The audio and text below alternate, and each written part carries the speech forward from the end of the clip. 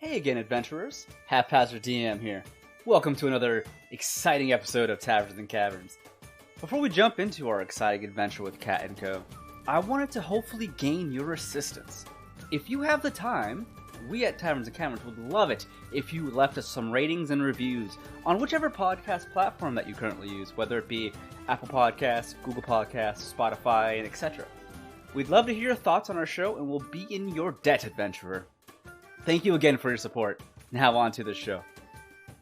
Last time, on Taverns and Caverns, Cat & Co. infiltrated Archibald's mansion through a little secret tunnel located in the basement. However, they were interrupted by a familiar character by the name of Lagonneth Valpine. Is that right, Camrose? Ah yes, indeed, Rogar. And through an intense and heated battle, our party was able to achieve victory through teamwork and determination. That's what I'm talking about. Right, Elroy? Yeah, that's right, Camrose! And with Valpine now out of the way, the Skull Reaver and others have now broken through the front gates. The search for Archibald the Darkborn now begins. Episode 61, Ambitions of a Madman. Welcome back to another exciting episode of Taverns and Caverns, everyone. This is your Dungeon Master, Haphazard DM. And last time on TNC, our party had a battle with Lagonneth Valpine, which they eventually defeated, and Nomu ended up tying his ass up. But afterwards, the NPCs eventually broke through the doors of the lobby, and Aviris, on her way going to the second floor, she decided that Lagonneth was not worth keeping around. So despite Nomu's wishes, she slit his throat, and he is now, what Rob says, HP, dead. So he is no longer with us.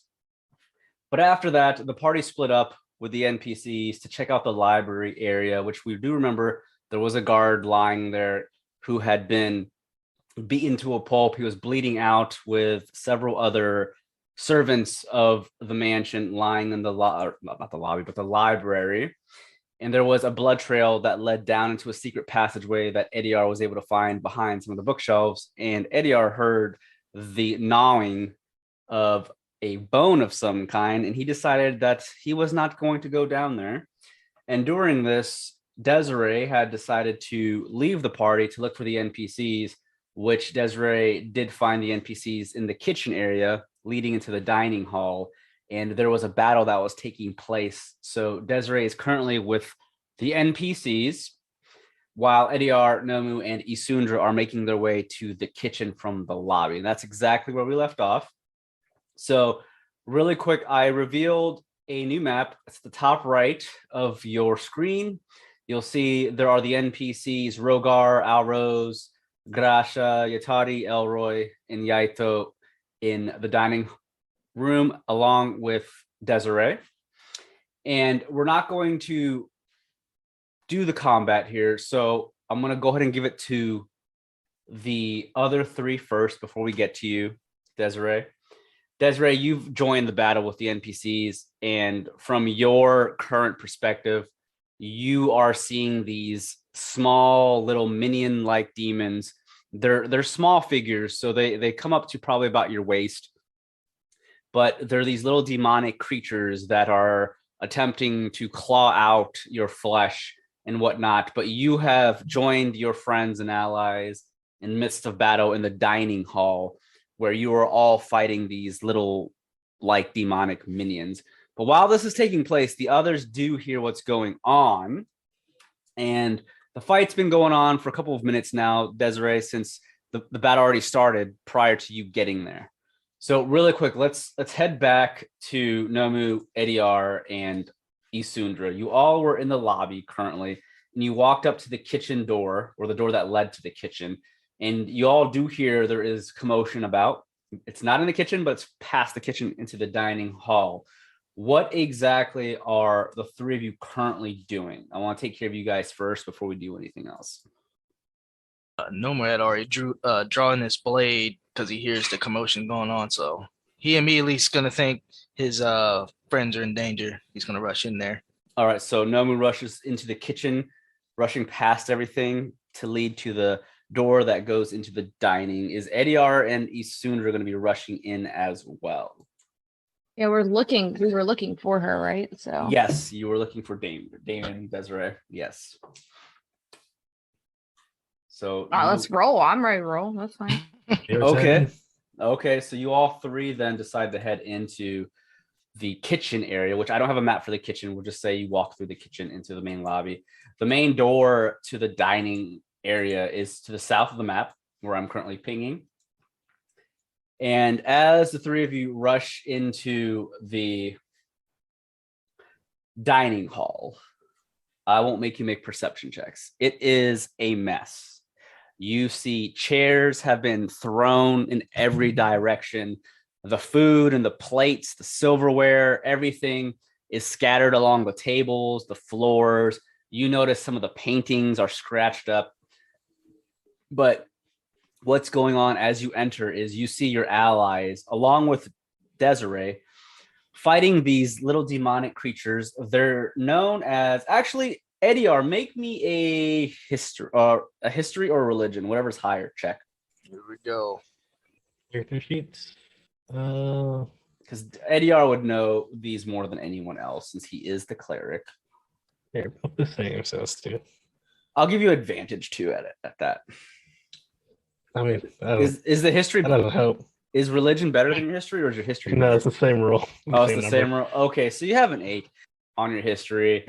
Edeyar, as you rush into the dining hall with everyone fighting these creatures, you've already noticed that most of these demonic-like creatures have been slain. You can see Rogar's holding one on his great sword, while Yaito's burning the flesh off of another. But with a history of 8, you're not exactly sure what they are, but deep down, you know you've studied these before. You definitely know they're demons of some kind, but you're not sure exactly what they're called. But you do know that they are just as dangerous as any other demon if you allow them to do whatever they please.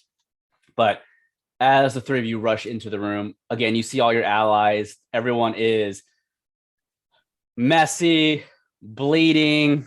Everyone's just now finishing up their fight with these small like creatures. They're called manes, M-A-N-E-S. Again, manes are these small fiends. They're demonic. And basically, Desiree, you as well had joined in the fight, but you two have blood from your dagger and your rapier because you also helped your allies. But they're all now cleaning their blades off. Alrose is breathing heavily. He's got 2 of his daggers out in his hands. He's stabbing the crap out of one of the demons that fell on its side. And it's the last one that's currently standing. But as he finishes it off, Rogar looks over at the three of you. Oh, hello. You are late. Why are you so late? What the hell are these things? I do not know. They like demon little munchkins, yes? Nomu walks over and kind of prods one with his foot, kind of backs away from me. I don't know what the hell it is. As you prod one, you see, again, they're like this small humanoid little creature, except a lot of their flesh seems to be peeling off. It looks like they might be somewhat undead, but they're definitely demonic of some kind. Grasha, she had chopped one in half, and she's looking over at Nomu. Little duckling, this is what we call manes. Demons. You call them manes, huh? Yes. Like his fur stands on end. Yes, you know, like lion mane. Oh, yeah, I get it. Yeah. Still doesn't like it. His fur is bristling. Please don't try to eat him. Elroy looks over at Nomu. Nomu! What took you guys so long? Just what Rogar said. We could have used your help. I'm sorry, we were dealing with stuff. What do you mean dealing with stuff? Desiree's here? There's some kind of demon in some kind of cellar, chewing on people. Demon in a cellar? What? You guys are too scared to even investigate whatever was going on in the library. Who cares about the cellar? I heard the action. I had to get mine.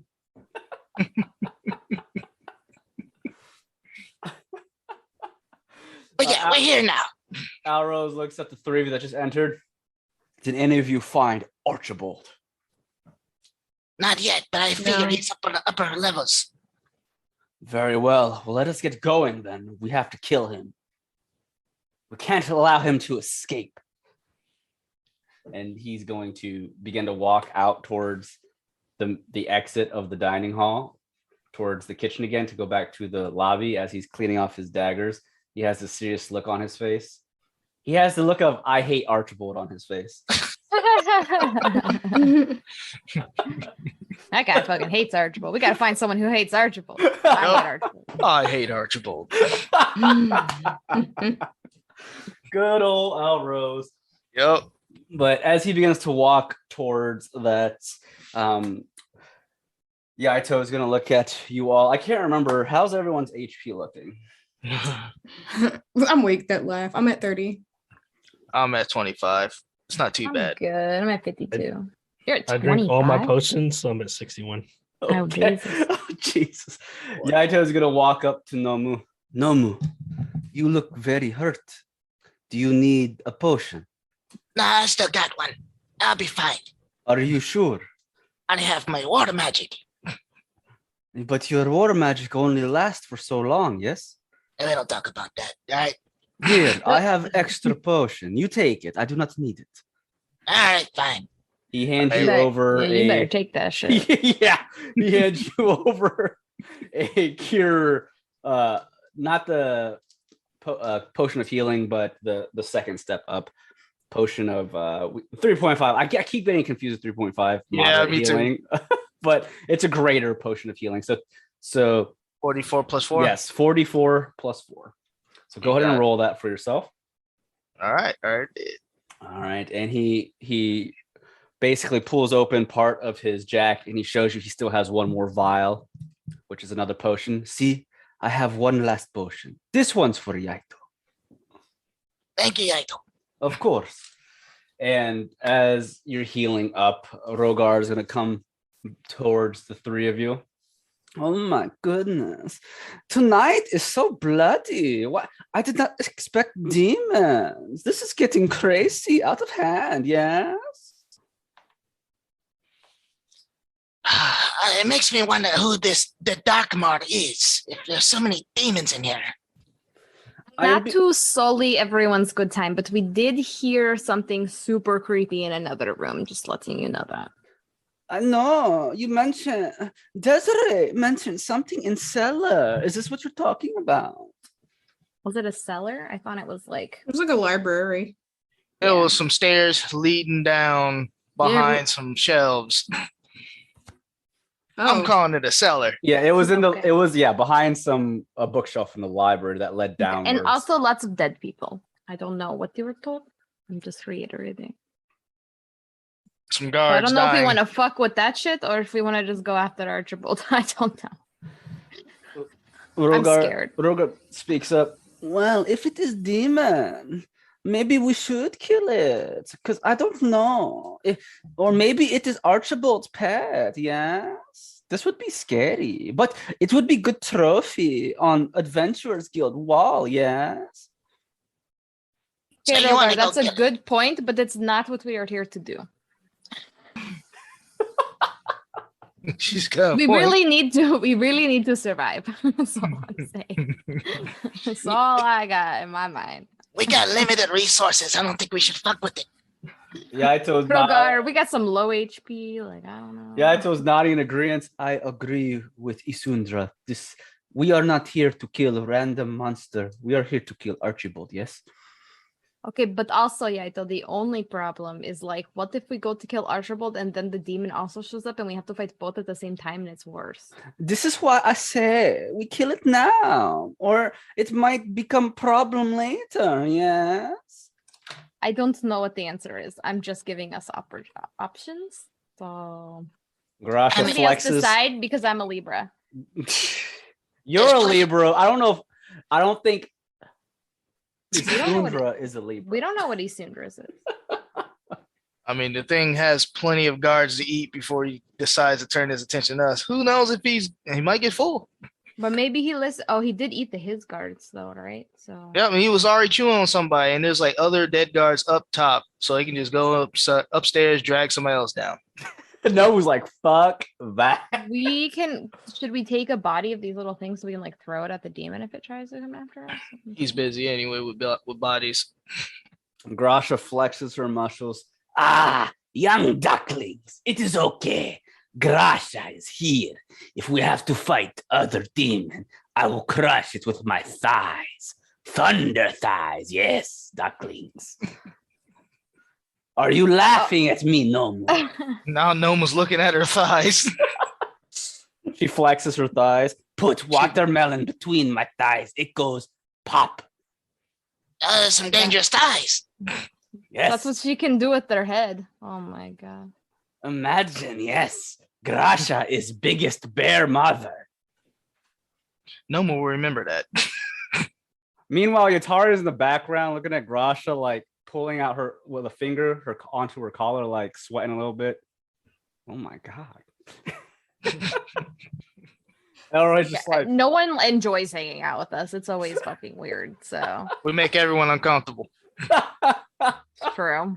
You do. You really do. Everyone is uncomfortable. Sometimes Rogar is uncomfortable with you. That's hard to believe. So as you guys are all having a conversation, Rose already left. He's trying to find Archibald. But as that's going on, do you guys scour or look around the dining room at all for anything before? Yeah, I'm a roll perception. Okay, because Rogar, all the NPCs are making their way out back towards the kitchen. Because we can't let our rolls go off alone for a certain amount of time, man. Yeah. That gets into trouble. You say he gets into trouble. Yeah. I'm just looking around, see if I see anything. All right, you roll a 25 on your or 24 on your perception. You take a quick glance around the dining room. Again, it's a mess. It's hard to spot anything of major value, but with a 24, you do a Batman search around this damn place.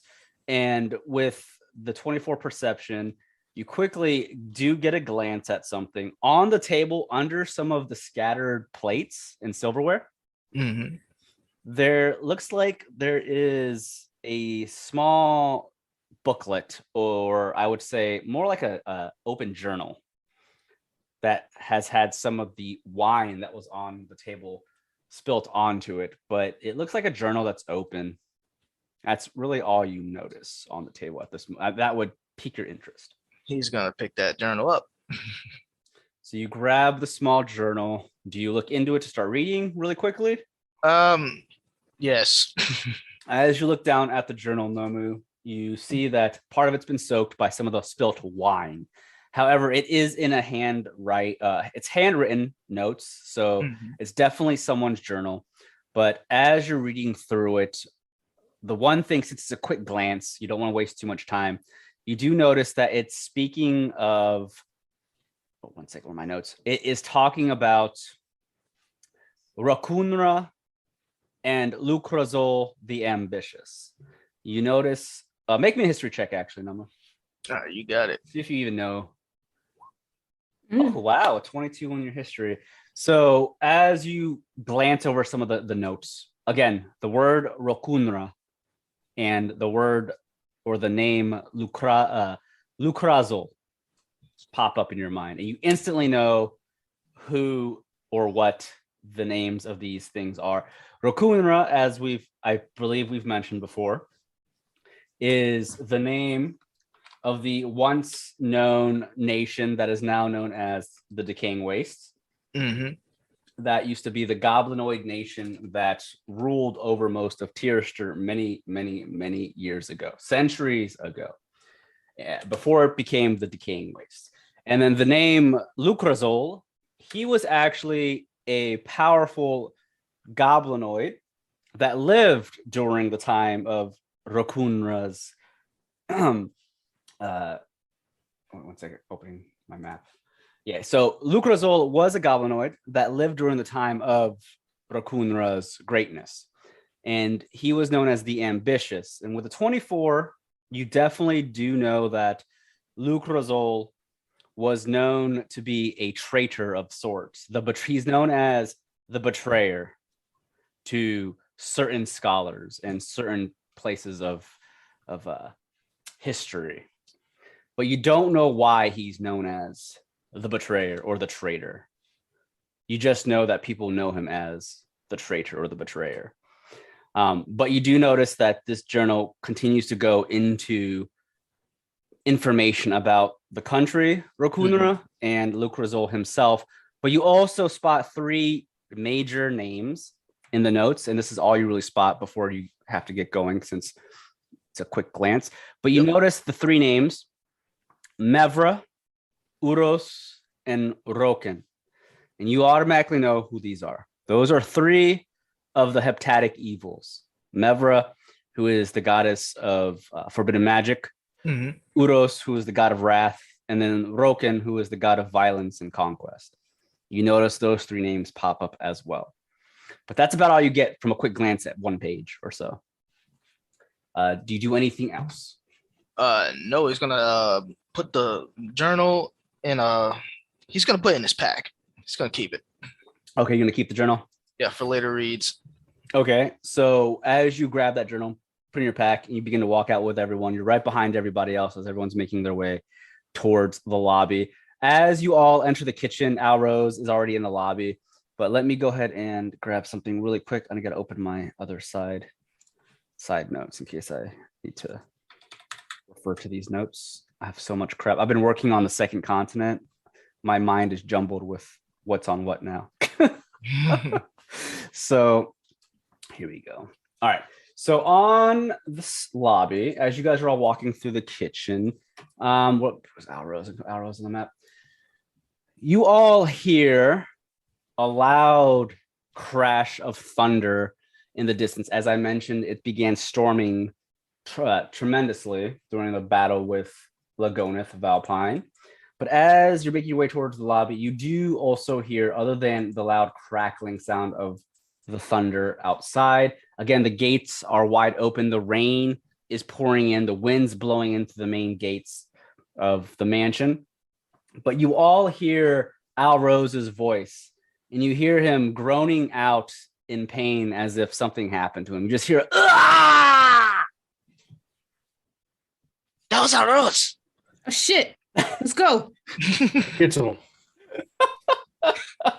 He said, "Shit, let's go." Because All he's right. important. Yeah, Right, picking us off 1 by 1. We rushing. All right, so everyone begins to rush. The others NPCs rush with you. Let me place him on the map, but I'm going to place this figure here. What the hell is that? Rob, who the hell is that? Right. What? 1 second, let me place all the NPCs on the map. So as you're all coming out of the kitchen, everyone's rushing now at this point. Grasha, Rogard got their weapons still drawn. And as you all rush out, you do notice now the thunder strikes again, creating an ominous scenario here in front of you. As the lightning strikes behind this creature that is standing over Al Rose, you can see this. It is a large humanoid-like creature. Think of like a demonic-looking humanoid frog that has spikes all over it with these giant talons or claws, I should say, on its hands and its feet. And this long, giant tongue that's wrapped around Al Rose, lifting him up with these crazy sharp fangs and teeth. And as you all rush out, you see this thing has its tongue wrapped around Al Rose, lifting him up into the air. And you can see that one of its claws is digging into Al Rose's gut. Not in a way that's killing him, but he's definitely heavily injured. And as the lightning strikes, you can just see more of the figure now that some of the torches in the lobby have gone out, thanks to the heavy wind and the rain that's coming through the main lobby's doors. And as you see Al Rose get stabbed by this claw of this creature, it looks slowly at you all, and it has these red glowing eyes. And it doesn't seem to be fazed by the number of you that rush out of the lobby. It just looks at all of you. And then you all hear voice in your head. So all of you hear, even the NPCs. And this is what you hear as soon as you see, or as soon as it looks at you, it telepathically speaks to you. The dark magics that Archibald gathers shall come to fruition. The deal has been made, and it shall not be forfeited on this night. We shall consume all of Tirister, starting with the fresh and succulent lands of Dorwyn, just as we did with the once mighty land of Rakunra. I shall feast first on this man's soul. And you all hear that telepathically speak through you. Like, he doesn't physically speak that out loud. So as you hear that, Nomu, you automatically dings in your head. This creature mentioned the word again, Rokunra, which you saw in the journal. So he's definitely bringing up some ancient history. And when he says consuming all of Tirister, you automatically know that he's talking about creating another decaying waste. Basically, the decaying waste has been a land that has been sieged by demonic creatures ever since the nation of Rokunra fell. And since then, there have been many others from different nations holding back this demonic wasteland from reaching the rest of Tirister. So you automatically know that this demon or this creature, whatever it is wanting to create another decaying waste with the nation of Dorwyn's lands. So you know this is becoming way more serious than you originally thought it was going to be. Yeah, this is above our pay grade. Hey, But as that happens, we're gonna go ahead and before we do anything, click on your characters in case I'm assuming you guys are gonna attack this thing. Let's roll some initiative. Well, I don't think we have a choice. You assume right. I was thinking about letting him live. Just walk away. Edeyar, so you can have Alrose. Bye. all right. How many episodes has it been since we've seen him? Been a while. I know his ass no more. He's not Rogar. That's all right. Damn. Damn. He's still your boy. Nobody told him to just separate from the group. Kidding. Exploring on your own. You ever watch scary movies, bro? All right, let me roll some dice here. All right, so I'll just have all the NPCs go on the same turn, make it easy. I don't want to make it too difficult. Oh God, they rolled a 2, so I'll give them a 3 plus the dex, and then let me roll this thing's first turn order. All right, and I got a 16. All right, Isundra and this thing. So I'll give Isundra the first go since it went the same with Isundra. So we have Isundra, whatever this creature is, Edeyar, Nomu, Damien, and then the NPCs all go at the same turn. So crash. I know everyone rolled bad except Isundra. So at this point, Rogar, Grasha, they're all glaring at this thing. They have their weapons drawn. Yaito and Yatari, they have their hands out about to cast some magic. Elroy has his light crossbow. He's like, We can't let it hurt him. Come on, guys. he's aiming his crossbow at this creature. And You got more balls than you got HP, little buddies. Calm down. I told you, I'm ride or die, damn it. We'll Oh go back my in the God. kitchen and make a sandwich before you die. No, I can't leave. If I leave the map and go to a different map by myself, the same thing will happen to me. You're right. Stand behind me. Damn. All right. So again, this thing is holding Alrose up with its giant tongue, and it's a large creature, so it's definitely bigger than all of you, even bigger than Rogar and Grasha combined.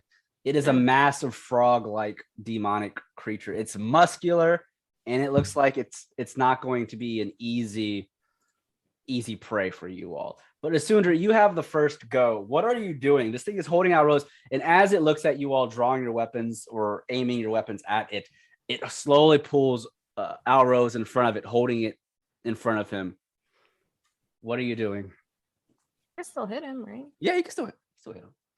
Okay. I'm trying to use him as a meat shield. I mean, yeah, potentially. I don't fucking think so. Oh my god. All right, so Isundra, a 22 and a 20. Damn, a crit on that Jeez. second Eldritch Blast. I know, but I rolled a. Oh, A you rolled one, a right? terrible on your crit attack. They changed roll 20. You don't have to click on. To do Yeah, you rolled a total of 10 damage on your critical. That's boo boo. That's boo boo. That's Boo-boo. fucking terrible. But How did I Boo-boo. roll a 1? You rolled a 1 on that D10. That's fucking garbage. So you rolled a total of 22 damage.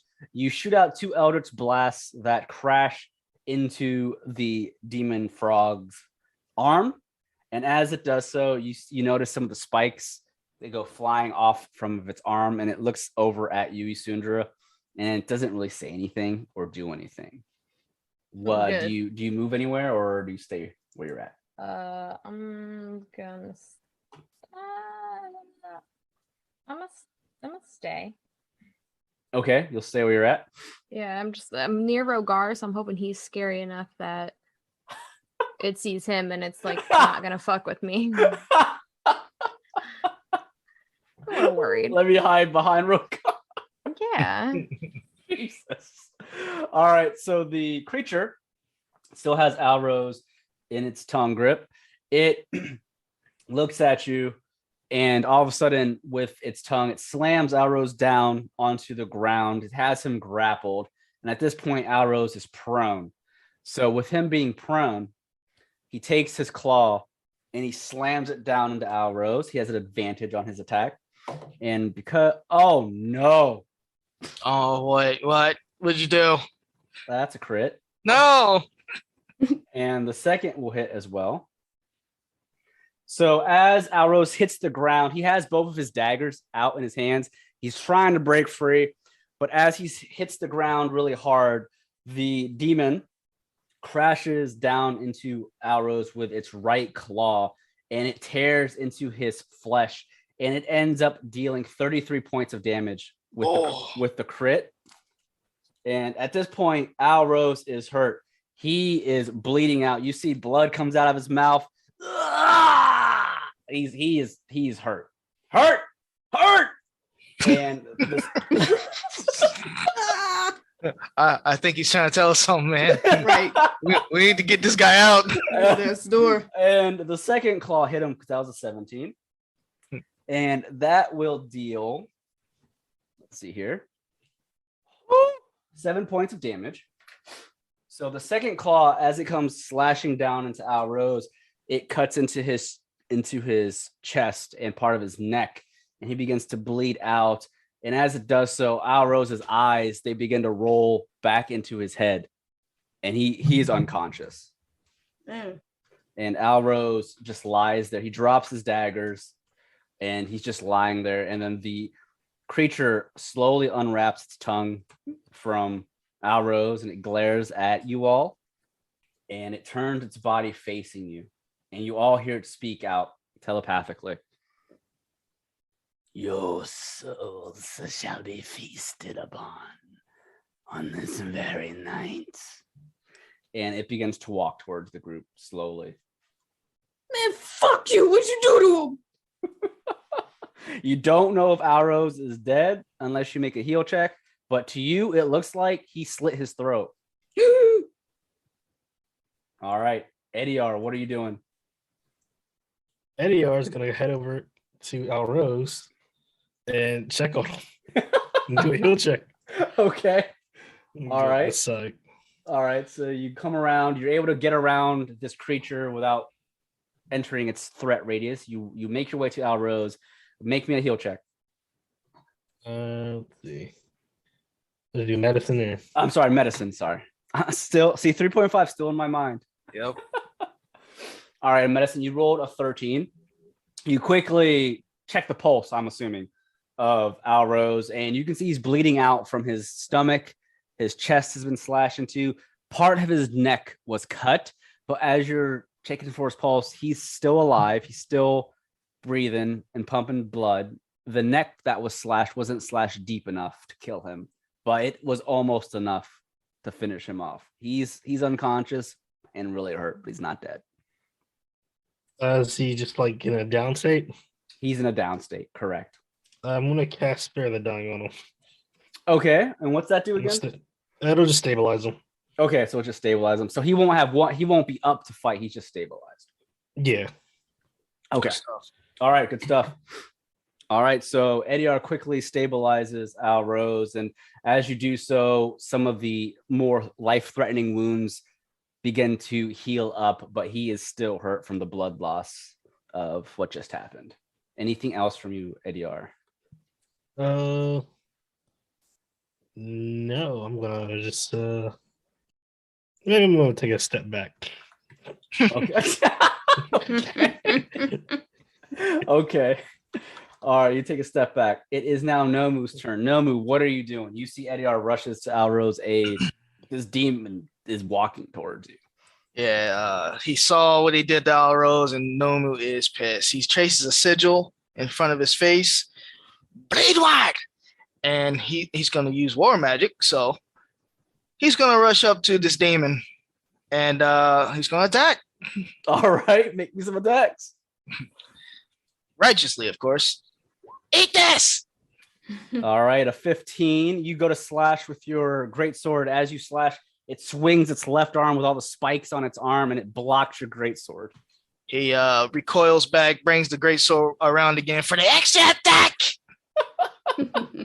21 will hit. Very nice.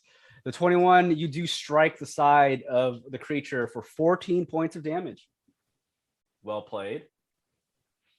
And it slowly looks at you, and it just narrows its eyes, and it speaks to you telepathically, Nomu. I feel you are angered by my actions. What troubles you? This is a night of the great feast. You should be proud to be part of it. What is this, Berserk? Let's not go there, Rob. Don't remind me of that. That's the end of Nomu's turn. All right, it is now Damien's turn. Damien, what are you doing? You see Nomu rush up towards this creature, this demon. Damien's also pissed. We slayed the mayor together. You will not take him from me. And you have to beat a 13. Okay, you throw your lightning javelin. I have to make a dex save. And it's dex. Oh, I got a 24. Oh, jeez. So you take half of 15. All right, so half of 15. As your lightning javelin strikes the body of this demon frog-looking creature, or this demonic toad, you notice the lightning doesn't seem to explode or expand as it normally did against your opponents. And that 15 damage, it is not as strong as you would think against this creature. The creature looks at you as the lightning dissipates on its body. All right. Oh, I thought I was going to say something. No, it just looks at you. I'm also looking at him. I'm breathing hard. We're staring back and forth. Right. Menacingly. All right. Anything else, or do you stay there where you're at? I'm going to pick up, I don't know, a pebble on the floor off a shoe or something and just throw it at him as a distraction to give whoever attacking advantage. Okay. So Almost a distracting strike. It's just advantage. okay. I'm giving meaning to these little So you can give it to any of the NPCs, Nomu, Edeyar, Isundra. Okay. I guess it'd be This- next. Be the NPCs Oh, next. well. See, that'd be kind of plain. I'll give it to Rogar because I know he's going to have a couple of attacks. Okay. So after you throw your lightning javelin, Rogar, he just roars out and he rushes forward with his greatsword. No, do not take our fun from me, okay? And he rushes past Yaito. He jumps in the air, comes crashing down with his greatsword. Braver? Yes, he's bravering it. One hot second. Let me pull up his stats really quick because I have all the NPCs now on Roll20. So let's do this. Rogar. Wow, he gets 2 attacks. Let's see if he hits. All right, a 14 unfortunately will not hit as he comes down with his first strike. The creature grabs onto his blade, swapping it away, but then he swings again for 17, which does hit. And he does max damage of 12 slashing damage into the demon. Oh, wait, he has advantage because you gave him advantage. So let me roll again just in case he gets crits. So let's do 2 more attacks. The first attack missed with the first attack will hit with a 17. And the second attack with an advantage is a 16 and a 26. So he definitely hits for the second for 13 slashing. So 25 total slashing damage to this creature. And he barely is able to draw blood from this thing. It just looks at Rogar. The skin on this giant toad demon is extremely tough. And it just snarls at Rogar. Nomu, you can see that Rogar used all of his strength to cut into this thing, and he did not even make it bleed. Yeah, Nomu's eyebrow raises like the rock. He's like, wait, what? And at this point, Grasha is going to come around with her great axe, and she's not able to get there all the way, but she's going to come around towards Nomu with her great axe, and she just goes, Darklings, hold it down. Grasha will cut his head off. And she can... You got it. She can rush all the way there, but she won't be able to attack it from the distance she was at. So she's very close to you. She's behind you. Elroy is going to shoot his crossbow. And Elroy, I'm just going to roll the dice for Elroy because he doesn't need stats for the Roll20. I rolled a 3. He shoots the bolt, and unfortunately, it does nothing. Why are you laughing? Poor guy. Elroy just... It's the way you said it, man. Oh, he just rolls a 3. Right, does nothing. Elroy's trash. Elroy shoots it, and as his bolt hits the side of the demon, the bolt just explodes, and Elroy begins to sweat. He's trying, man. He's trying. He's doing his best. Yatari, on the hand, she is going to move forward to try and get a better advantage in aim, and she's going to begin casting a spell, and she is going to shoot out a ray of frost, and the ray of frost goes flying forward, and an 8 unfortunately does not hit. It goes over the demon's head, and as that's going on, Yaito is going to shoot his magic out as well. He gets actually his firebolt cantrip. His firebird does more damage now. He's leveled up, but only if it hits. Will it hit? 18 will hit. And he's able to deal 8 fire damage. However, as his firebird explodes onto the demon's body, it also dissipates, and it just seems to just shrug off Yaito's attack. And Yaito's just like looking at it. I do not think the elements will work on this. It has to be some kind of demon. So that's your clue there. Because, the first clue was your lightning javelin not doing much. And then his fire also not doing as much. That's it for the NPCs. It's the end of round 1. Isundra, it's your turn again. And Arrows is still technically unconscious. He's just stable, so he can't do anything. He needs a potion in his mouth, is what you're saying? Yeah, for him to like join the fight, to move around, yes, he would need to be healed. He's not dying. He's safe from death. Getting a little close to the monster is all I'm saying. So I'm a little worried about going over there. I mean, is he gonna be like that good though? I'm just gonna Eldritch Blast it. And I'm gonna do absolutely nothing, I guess. Probably 15 doesn't hit. 15 does not hit. Fuck me. You shoot okay, both so I should have just gave him a goddamn potion. I missed twice. 15 I'm and stressed. 9. Yeah, Isundra, you're beginning to stress out. Your Eldritch Blast, as you shoot them, it just deflects both of them with its hands. Oh, hell. Rude. Do you move anywhere or do you stay there? I feel safe. I'm gonna stay. Okay. It is now the creature's turn. The creature just snarls out and it swings its hand at Nomu to try and hit you. Yep. I rolled a 19. It's 19 total, I should say, but I want to tell you what its strength is. So that hits. So its claw strikes at you for that's going to be 11 points of damage. all right. Take half. And also, starting this round, Nomu, you also notice it's a skill this thing gets, an ability. Its body, the pores on its body, you can see some of the pores begin to widen and open up, and it begins to release this stench-like gas around its body. So if you start your turn within 10 feet of this creature, you will have to make me a saving throw. And as the stench-like gassy substance begins to leave the pores, it strikes at Rogar as well. It's attempting to grapple Rogar. So I have to make a strength check versus Rogar's strength. Oh my God, Rogar loses by 2 points.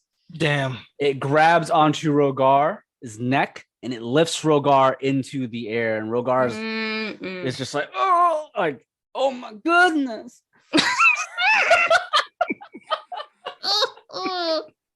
Oh my god! Oh my goodness. Rogar never been choked up. He kinda No. This is new to him. If It only sounded I like had he's a on my. little. He said, "If only I had on my wig." All right. He's a little into it. I don't know. Hard My to get. goodness. Rogar like. Oh my Harder. God. But Rogar is getting yanked up into the air by his neck. And as that's going on, it's going to attempt to bite Rogar. And it will actually hit Rogar with its bite. And as it does so, its fangs, Nomu, you're right next to it, so you see it in full force. The fangs, as it goes to bite Rogar, it seems like the teeth on this creature sharpen and grow longer as it goes to bite. And you see it pierces Rogar's armor, and you see it draw blood.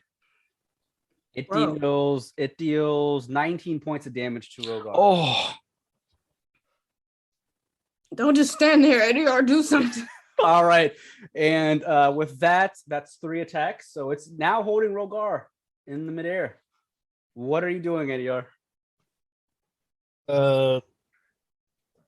Edeyar is going to use. I'm going to regret this, aren't I? Probably. Compel duel on the enemy. Compel Right. duel. Okay. Yeah, so you have to make a wisdom saving throw. Okay.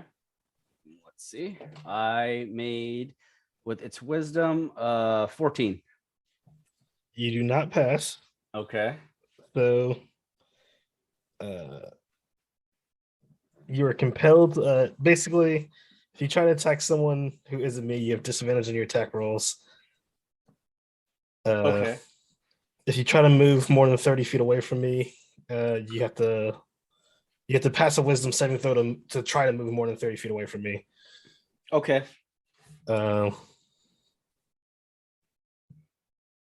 So basically, if it doesn't attack you, it has disadvantage, basically. Okay. Anything else? should be good. All right. I'm going to. How far out? Where's he at? I'm gonna back up. Come over here. Let me use my. Let's see. How far am I from? Damn. Or the HP. All the way back where we came from. I'm okay. I'm 30 feet away from. I forgot his name. The demon From or Demon. Alrose? Alrose. Even Alrose. So I'm gonna try to heal up Alrose with a cast. What was it? Healing word. Healing Yeah, word. healing word on him. Okay. Be 1d4 plus 7. So Okay. He said, "Let me back up. I got all this HP though." 10 HP. I'll roll for 10.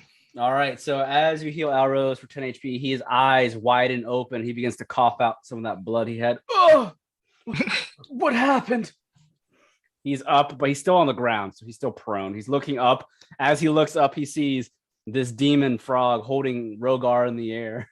He's like, "Oh shit!" All right.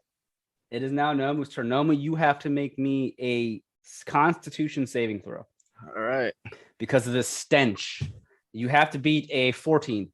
Oh, Jesus. I failed. All right. So you have a 13. So because you failed, what happens is you are now poisoned until the start of your next turn. Mm-hmm. And let's see here. What the poison does, it gives you disadvantage on all your attacks and skill checks. So you don't take damage, but you have a disadvantage on skill checks and attacks until the start of your next turn. Damn.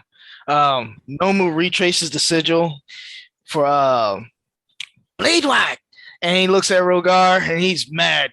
Put him down. Is he grabbing Rogar by his arms? His neck.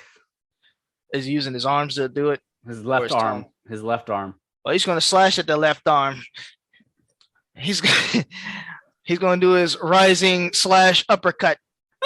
Sorry, my bad. Rising / uppercut. Damn. You doing the quarter circle forward? Yep. All right, you have a disadvantage, unfortunately. So it's not a 22, it's a 10. And it's a uppercut Shinryuken style, so he comes back for another.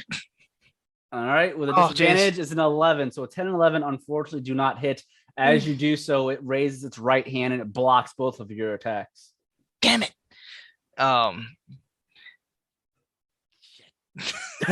You said shit. I think that's it. Okay. Damien. Seeing that the javelin didn't have much effect. Oh, so you want to play hardball, eh? And I run up with my dagger and rapier, and I go to attack. And why is my dagger no longer in my attacks? Uh-oh. Yeah, it's where's my dagger? Let me see. You ain't accidentally deleted, did you? Maybe. Oh boy. When I was You may have dropped it at something. Maybe. Oh yeah, I don't see it. So here, I can add it really quick. Okay. So it's just a normal dagger, right? Yeah. Here, 1 second. I'm gonna say just what's the damage on it? I can It's a D4. Okay, sweet. 1 second, I'm adding it now. Take me 2 seconds. There you go. And that's it at level whatever we are, 7. Yes. Okay, sweet. Okay, so baby. All right, so you go with your rapier and your dagger. Correct. All right, so 17? your rapier 17 will hit and the 18 will hit.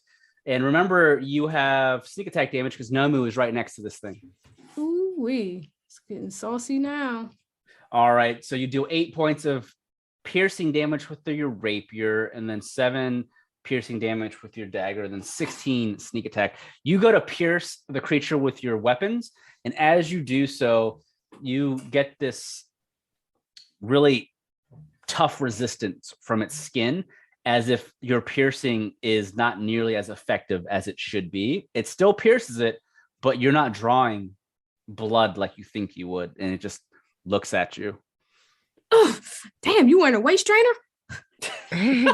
That meat well done. Isundra, fry his ass. All right, Damien. So that's. And I'm giving Isundra advantage on her next attack as my bonus action. Okay. NPC's turn. Grasha is going to come around the back of the demon, and you hear her yelling out, and she jumps into the air as well with her giant great axe, and she's going to come crashing down. She gets 2 attacks with it. Let's see if she's able to hit. 16, the 10 will not hit, but the 16 will hit, and she's able to deal 7 points of slashing damage into the back of the toad-like creature, and she is not able to draw blood as well, and she just growls out, "Darklings, this thing is tougher than I thought, but it's okay. We will win. We can do it, Ma." Damn straight. And Rogar, he is grappled. He's not going to try to get out of the grapple. He's just going to try and attack. So he's going to swing his greatsword at this thing twice. But he has to start his turn with a Constitution saving throw. I rolled a 3, so he is poisoned as well. So he has disadvantage on both of these attacks. So his greatsword, the first one still hits because that's a 22 and an 18. And the second greatsword is a 13 and a 19. So the second one will miss, unfortunately. But Rogar is able to deal with his first attack 13 slashing points of damage. And you just hear Rogar, "Oh my goodness, let me go, you disgusting toad." And he's just swinging his greatsword like crazy at it, but he's still grappled. Yatari is going to attempt potentially do another frost attack because her frost attack did not hit this creature. And let's see here. I'll make a roll. A 12. So she does not hit with her ice ray, unfortunately. Yaito is going to also attempt a different spell. He is going to use Ice Knife. Actually, no, he's not going to use Ice Knife because that can hurt you guys. Yep. He's going to use Firebolt instead because he does not want to hurt you guys at all. So Firebolts, let's see here. That will hit. He got 26 total. And he deals 12 points of fire damage to the creature. And that is it for the NPCs. Isundra, it's your... Oh, no, Al Rose's turn. He's got to make a Constitution saving throw. He succeeds, so he's not poisoned. But he's going to use half his movement to stand up.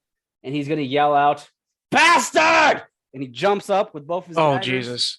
And he begins to stab into the back of this demon's back with both his daggers as if he's, what's his name from Guardians of the Galaxy. So the first one's a 17. And he got a crit on his second attack. So with that, he also gets a sneak attack. So he's going to be dealing a total of... He only has 2 daggers, though, so his damage is not as high as Damien's. He does a total of 22 points of damage. Damn. And he's now on the back of this toad demon, and he's just stabbing the shit out of it with both of his daggers, yelling out in anger. Was he playing Shadow Colossus on this guy? Yes. Isundra, it is now your turn. You see chaos has ensued. Hey, I must kill chaos. Oh God. Whatever that guy said in that game. Yep. Chaos. I have advantage, but that didn't help. Nope. Another one. That 17 will hit. 17? Yes. All right. For 9 points of God, damage. why am I garbage? You're shaking in your boots. You scared. Your 2 large leaves. Oh, really quick. Oh, okay. Do what you're gonna do. What? I gotta make a roll for Elroy. He didn't go. Oh. But I already made the roll. You were about to piss me off. I thought you were about to hit me. No, go ahead. Finish your turn. I mean, that's all I got. So I'm Okay. just gonna park my ass right here by Elroy. I Me and Elroy just sucking. Well, Elroy just rolled a crit. Oh, fuck you, Elroy. He doing his part. You've been drinking or something. Elroy shoots another bolt and he hits for double damage. Oh, he's doing 10 points of piercing damage. He shoots his light crossbow, and this time it pierces the side of the neck of the toad demon, and a little bit of blood, just a tiny bit, begins to ooze out, but not very much. And he just goes, "Yeah, I got him! I got the motherfucker!" Damien looks back. Okay, Roy. And with Isundra, you not do anything at its turn then. So at this point, it's gonna look over at Edeyar, because it knows you casted that spell. However, as it does so, it has arrows on its back. Grosh is behind him. He's still holding Rogar. He swings. He's gonna use an attack. He has a disadvantage. Is not going. Oh, actually, disadvantage will attempt to work on here. No, make me either a strength, an athletics, or a acrobatics check, whatever's higher. He's attempting to grapple you as well. Let's see here. And he'll have disadvantage on his. Oh, it's all the same anyway. I'll just go with we'll go with acrobatics. And remember, you have disadvantage as well because you're still poisoned. Oh no. Okay, so with a disadvantage because of Edeyar, I still rolled a total of a 12. So, Nomu, you are now grappled by the other arm. The other. Dipping. So it grabs you by the neck, Nomu, and it holds you up into the air. And it has now Rogar and Nomu in the air. And as it's doing so, it goes to crush Rogar. and I make a disadvantage. That's a 17 and a 13, but with his strength, I add to both of those. The 13 will hit Rogar. What happens is he's slamming Rogar into Nomu. Oh, Like butting heads. And Wow. so as he does this, Nomu, you also will be taking some damage. Just like extra damage. It's not going to be a lot. You're just going to take a d6 bludgeoning damage. Nomu, you'll be taking 3 points of bludgeoning damage. I take half. What is it? Half of 3? Yeah, just round down, or I mean round up. What, 2? Yes. Ow! And Rogar will be taking more damage though, because this is the actual attack on him. And you'll all see as Rogar hits Nomu as hard as this demon is able to slam them, Rogar's weapon drops to the ground, and Rogar's eyes begin to roll back as well. Oh shit. And he falls unconscious. No. And while he's unconscious, this creature, it then uses its next attack, and it throws Rogar at you, Edeyar. Oh, I'm going to make a roll. This is disrespectful. I rolled a 14 and a 20 with a disadvantage. He gets the 14 plus his strength, so he's able to do it. Thank God it's not the crit. Somebody throw Lagonneth's body at this dude. Right. And Edeyar, what you're happens the is, closest. Rogar, you see this toad demon, or not Rogar, Edeyar, it quickly turns around and it flings Rogar at you. Make me a acrobatics, or no, dexterity saving throw. It's good. All right, a 19, you're able to avoid it. Rogar goes flying past you, and he slams against the painting behind you into the wall. And as he does so, you see this giant dent behind the wall as Rogar drops to the ground unconscious, face first into the floor. It is now your turn. is Rogar unconscious? Yes. Rogar is unconscious. I'm gonna use what is it? Which healing hands on him? I'll just heal him equal to my level, so he'll heal for 7. And then my blessed healer will trigger, so I'll heal for. Actually, I guess that doesn't work with that. So no, he'll just heal for 7. Okay. Can't use blessed healer with that. All right, so Rogar is back up. He wakes up, but his greatsword's at the feet of the demon, and he's just holding his head. Oh my goodness, that hurts. All right. Other than that, oh, I know what I can do. I will use spiritual weapon. Okay. Summon it on the demon's head, basically. I'll make a copy of your character, and you can move it around. And I'll put a blue icon. That's your spirit weapon. Let's see.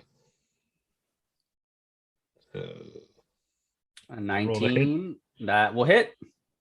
Then damage is For 13. Is it considered slashing damage? it is, let's see, Based off the weapon you summon? Or force damage. Force damage. Okay, so 13 force damage. Perfect. So you are able to hit it with your spiritual weapon. Do you move anywhere? Or you stay there? I do not. Okay. It's Nomu's turn then, if that's it. Nomu, you have to make another con save because you're starting within 10 feet of it. Oof. So you failed again, so you're still poisoned. Fuck. So you have a disadvantage on your attacks and your skill checks. You're Oh, also grappled. Yeah, Nomu's going to retrace the sigil for sword burst, and he's going to try to break the grap. All right, so make me either an athletics or acrobatics, whatever's higher, at a disadvantage. Oh boy. Yeah, we'll go with athletics here. Oh. Oh. All right. I rolled higher than a 9, so yeah, you're not able to break it. You try to break out of it, and its grip around your neck just tightens, and you hear the voice in your head. Where do you think you're going? Get off me! Get off! Don't throw him at me too. Huh?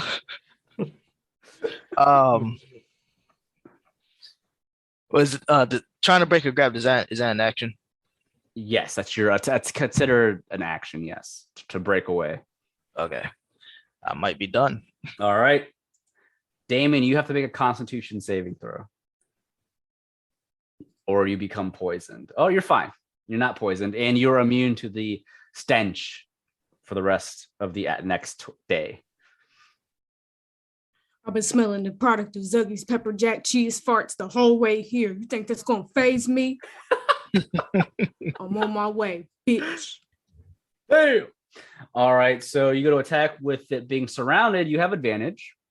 So Sweet. that's a critical on your rapier and a 24 on your dagger. So that will hit. Damn.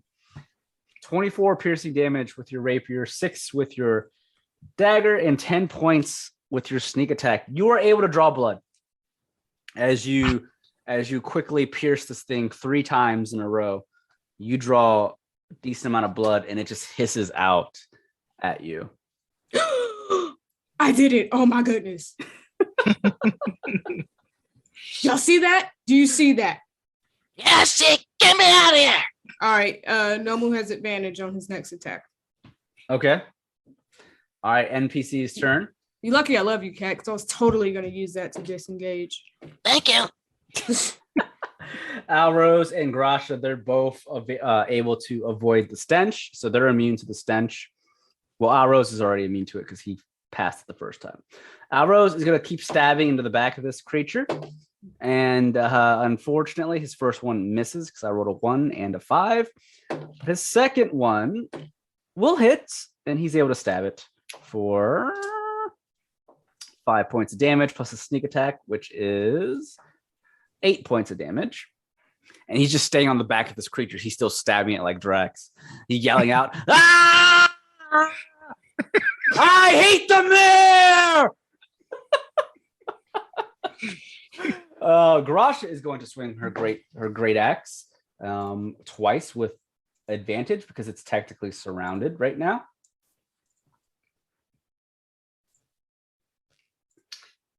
And the first one, with an advantage, that's an 8, and a 23 will hit. And then the second attack, 26. So she's able to hit with both.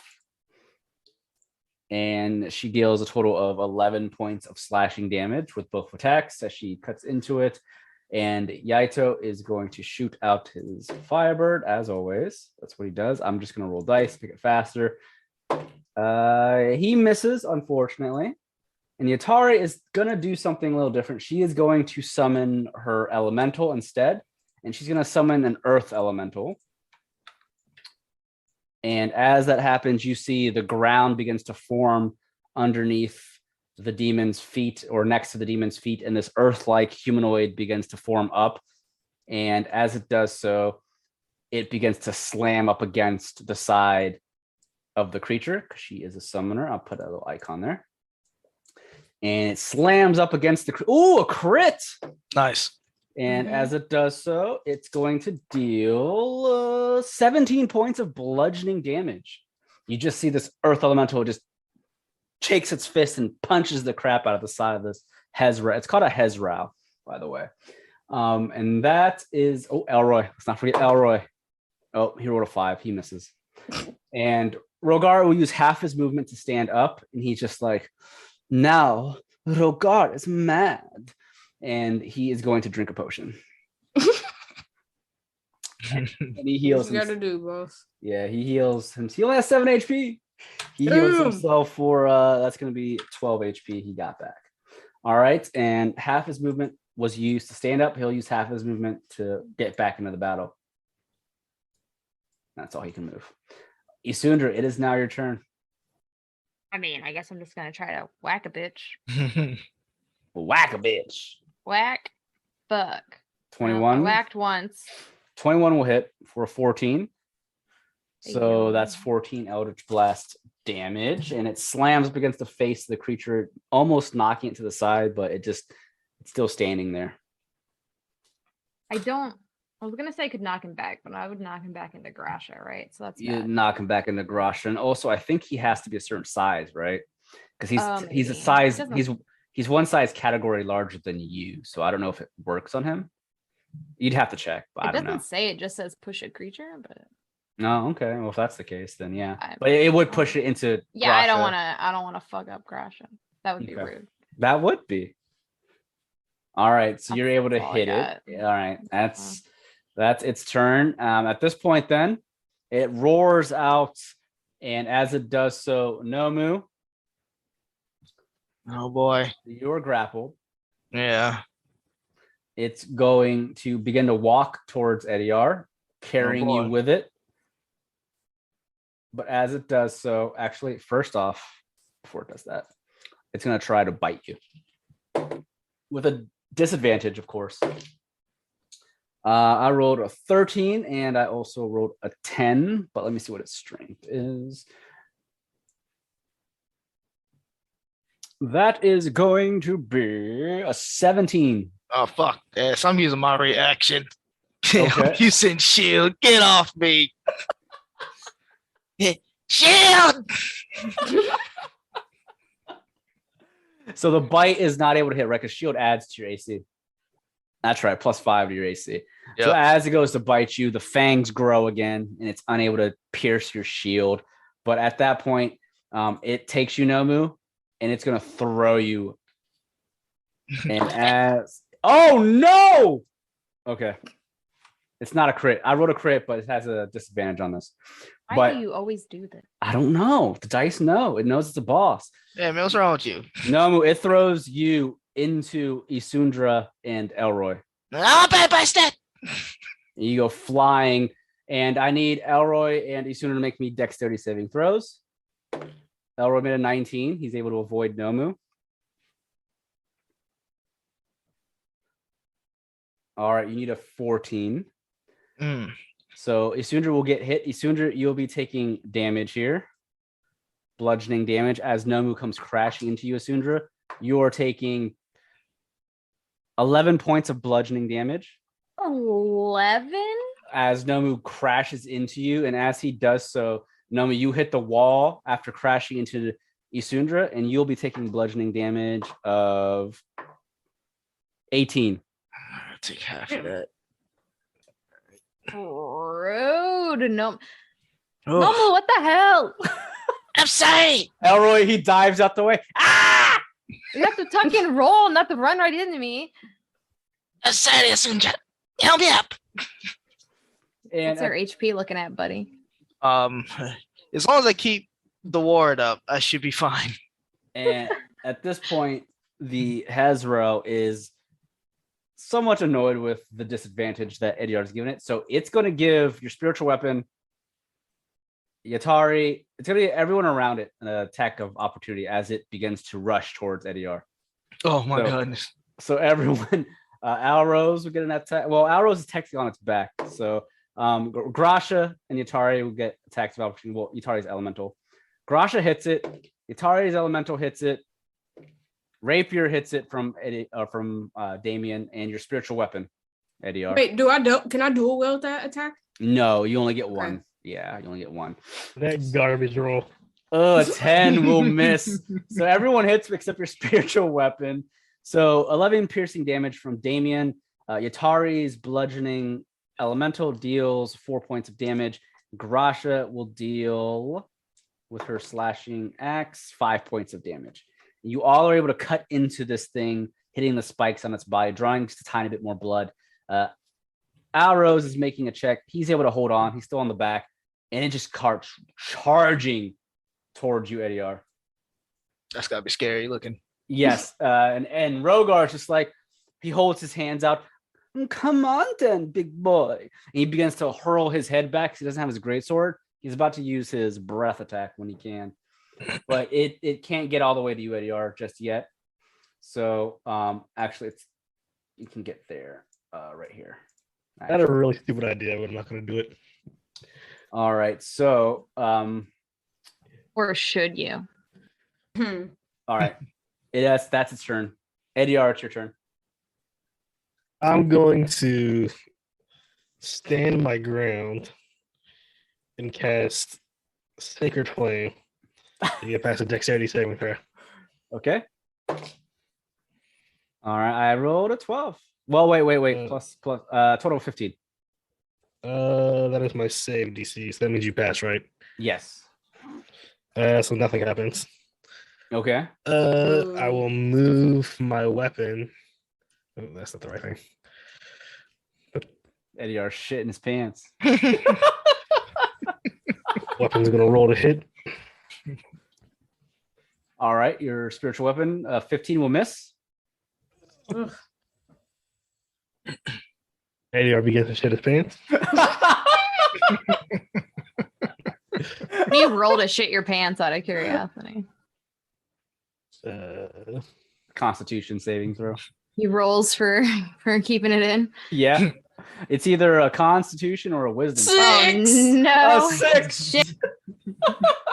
You even shit yourself with advantage. Damn. How you shark with advantage? You stink. I'm running out of spells, okay? Oh my goodness. I've got nothing else, man. I've got a couple low-level spell slots and murder on fumes. You're just a healer now. You better start I'm not even swinging that. that mace. I can't heal without spell slots. You got some potions? No, I drank them all. You need to go in the kitchen and make a sandwich. We still got more fights to go through. Oh, God. Right. I don't know how this is going to work. We might just only need to just make sandwiches. We're going to have to wait take a for him to nap. come to the kitchen. Hey, I've got a long range dex saving throw attack, and I can spare the dying. That's all I got. Your healing word is a cantrip. No, that's a spell. It's a first level spell. Oh, is it? I Yeah. thought it was a cantrip. Nope. Oh, The reason I don't use it often, it costs a spell slot. Jesus. Oh, never mind. We're fucked. Hey, All right. Well, it is Nomu's turn if Edeyar is done. Yeah, there's none. All right. Nomu gets out of the crater on the wall. Step aside, Isundra. He rushes forward and pulls out his light crossbow and loads some silver bolts. you have advantage, so go in. And he's going to fire at old demon boy Okay. with the silver bolt. Woo! Oh, that's a crit. Double crit. Okay. And he reloads and extra attack. Here's some more silver bolts. Nice. Oh, wait. Damn. That one didn't hit. Okay, so the 9 will not hit. But you dealt 11 points of piercing damage with your silver bolt. It pierces the back of the creature. And as it does so, it draws a little bit of blood. It doesn't seem to like hiss or care. It's going straight for Edeyar. It has a purpose. Oh, I see. Oh, we see that. Grab this. Yeah, it's my turn. Okay. That is Damien's turn. Damien, you are left behind as it's charging towards Edeyar and Rogar. You see Al Rose is still hanging on its back. He's still yelling while stabbing on the back. Ah! While this thing is running. Move, Rose. Let me get some. I rush its back and I start stabbing it too. All right. looks So like I have advantage. you on have the dagger advantage. thing. Yeah, you do. So both will hit. Ooh. For 8 plus 6 plus 13 stick attack damage. Nice. All right. As you begin to do so, you also begin to draw a bit more blood. And now you and Al Rose are on this thing from the back, stabbing into it like Drax. Like two inmates. Yup. Oh, what you said on the yard, bitch. Yup. If I ask for your cornbread again, I don't want no resistance. Damn.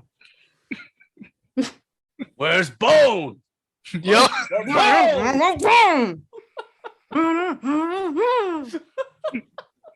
All right, Damien. Jeez. It's now the NPC's turn. NPCs, Rogar has advantage. Okay. So with that, then Rogar, he does not have his greatsword. He is about to use his breath attack, but he does not want to hit you guys.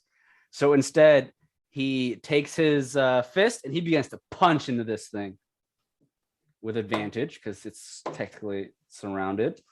Damn! The first punch is a crit. This is Alrose. Rogar. Oh, he ain't playing.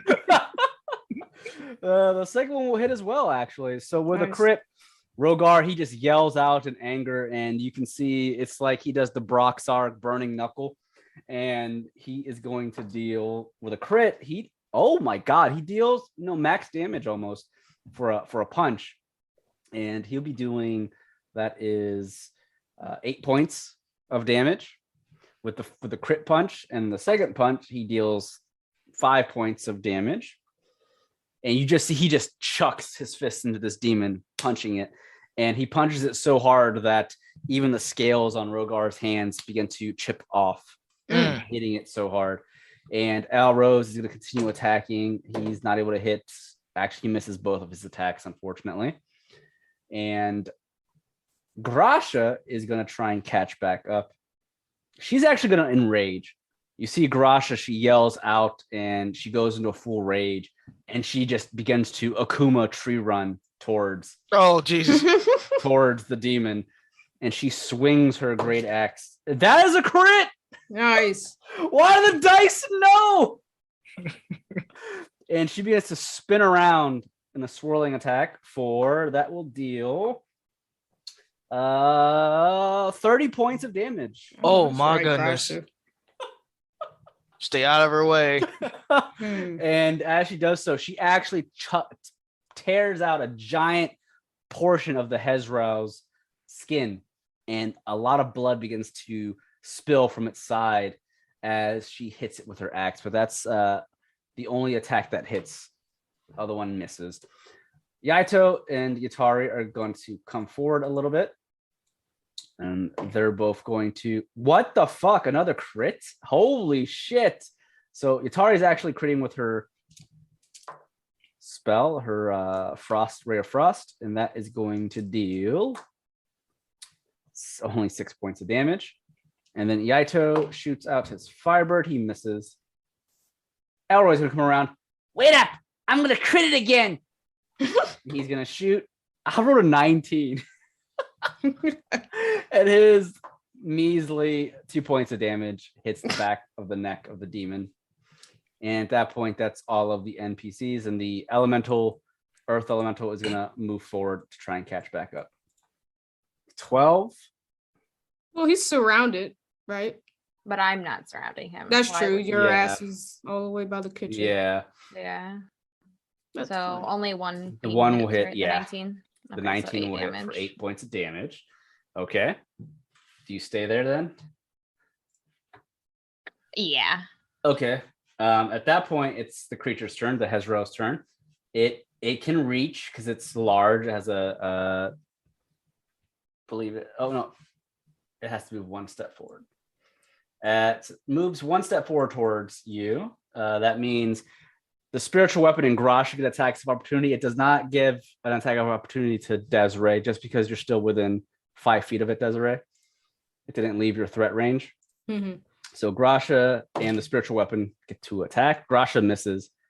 Roll for the spiritual weapon, Edeyar, and it's going to pounce at you. Oh, The spiritual weapon. Yes. For if you want to use your attack of opportunity on your spiritual weapon. I mean, using Yeah. on me would be dumb. So. Yep. That will hit. I'm rolling the attack right now.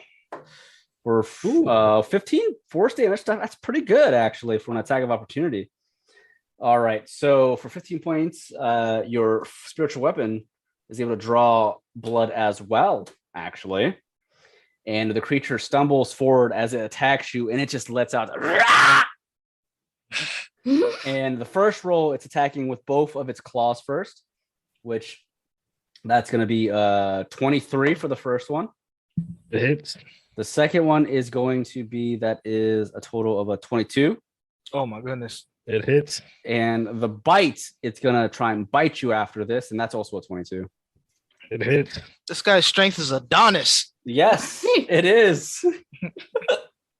All right. So the 2 claws will be dealing you 17 points of damage total between both claws. Oh. And then the bite deals you. Oh, no. 19 points of piercing damage. Oh. Game off. Get out. I'm gonna make 3 checks for or forget what it's always called. Your concentration check. Yes. You passed all of them. Nice. I'm not sure if that's good or not. Excuse me. Yeah. Now we're thinking about it. This guy gave you a 3-piece crispy chicken, no sides. Remember, you can drop your spells whenever you want. Yeah. So But Edeyar's not going to do that. That's not what he would do. Edeyar's going to take it like a champ and then regret it later. Okay. So you've taken your damage. It is now your turn, though. I'm going to use Sacred Flame on him. Okay. So Dexterity saving throw. That is 14 total. You do not pass. So you'll take 2d8. Let's see. So 12 damage of radiant damage. Okay. 12 radiant damage. That's full damage. It goes through.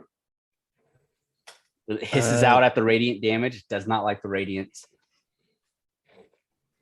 Then the sword's going to come up behind him.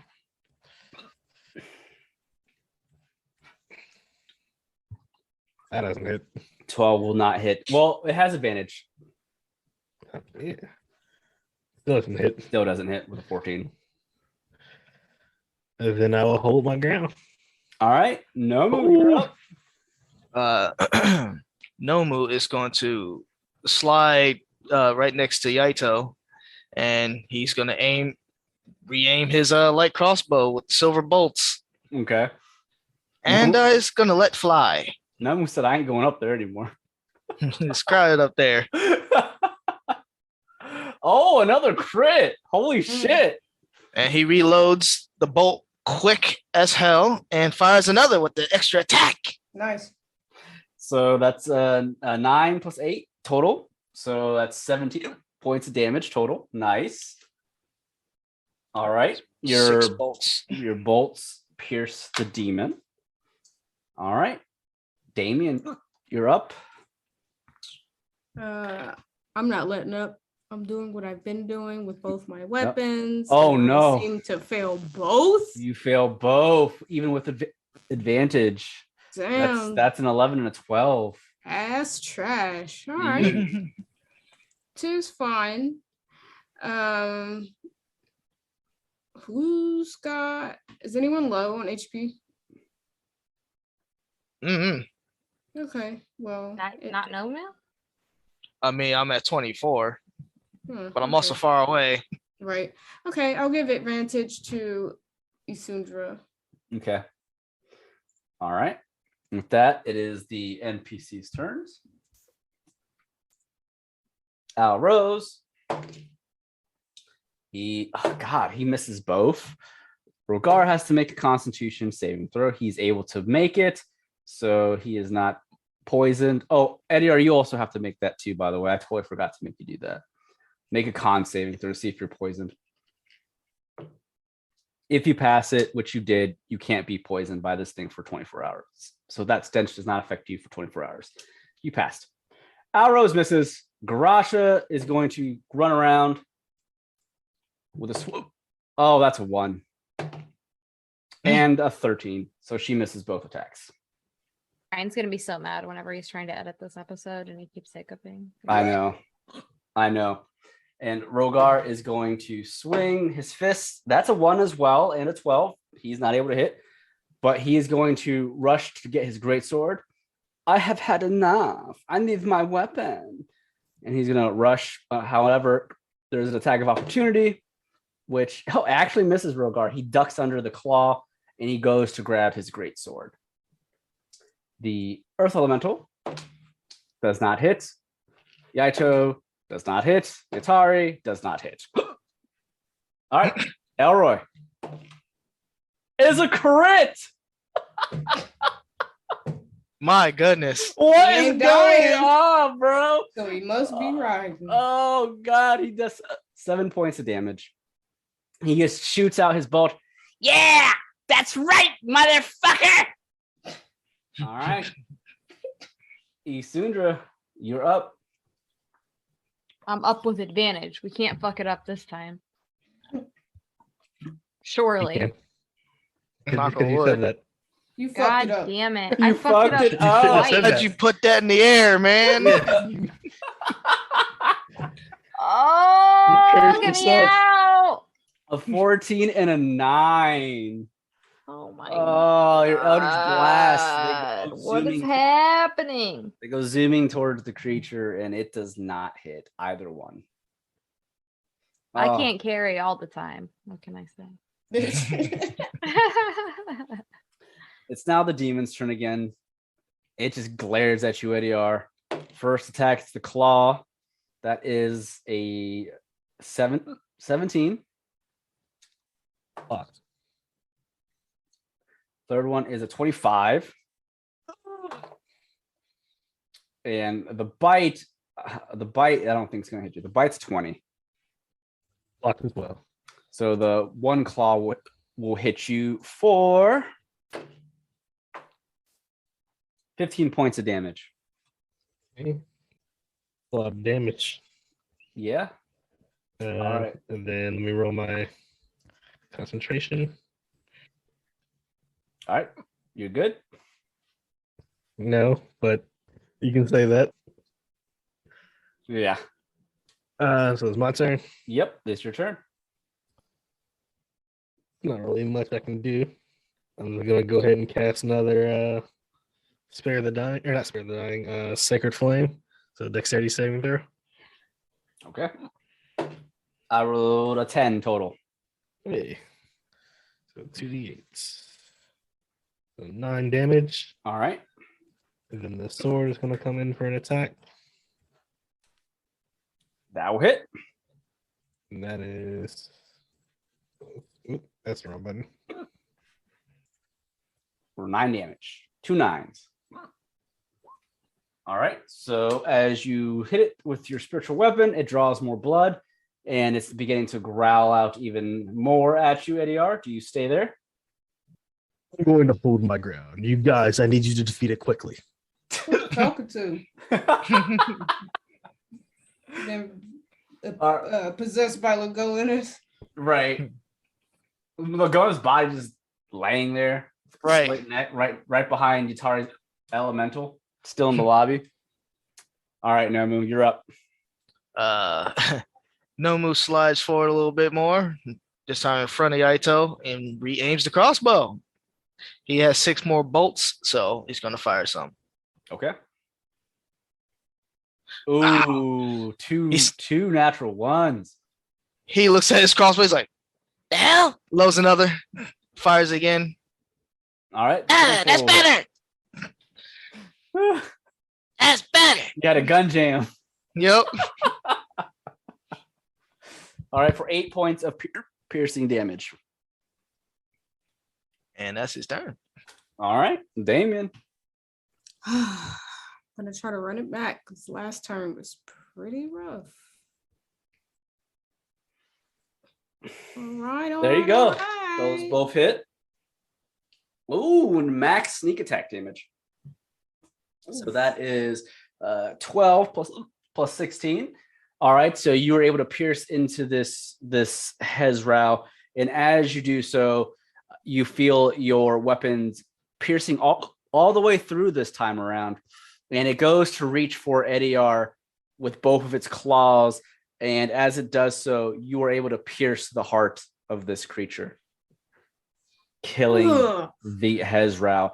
But as you do so, you hear the telepathical voice again. I am not finished.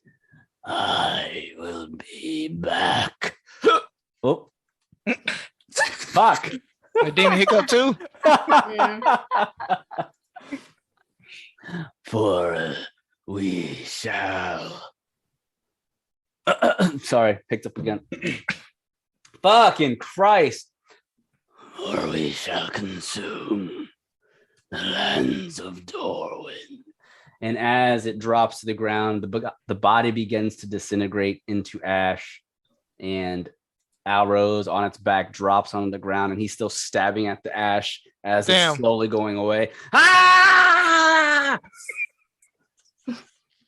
Bloodthirsty, man. He got knocked out. He's pissed. As the battle ends, Edeyar falls to his knees, exhausted. That was closer than I thought it would be. You over there, Baldy? No, I'm on 10 HP. He Gnome's gonna walk over and give him one of his potions. He's handing you his only potion. Here, take this greater healing potion. What's the roll on that one again? 44? 44 plus 4. Yes.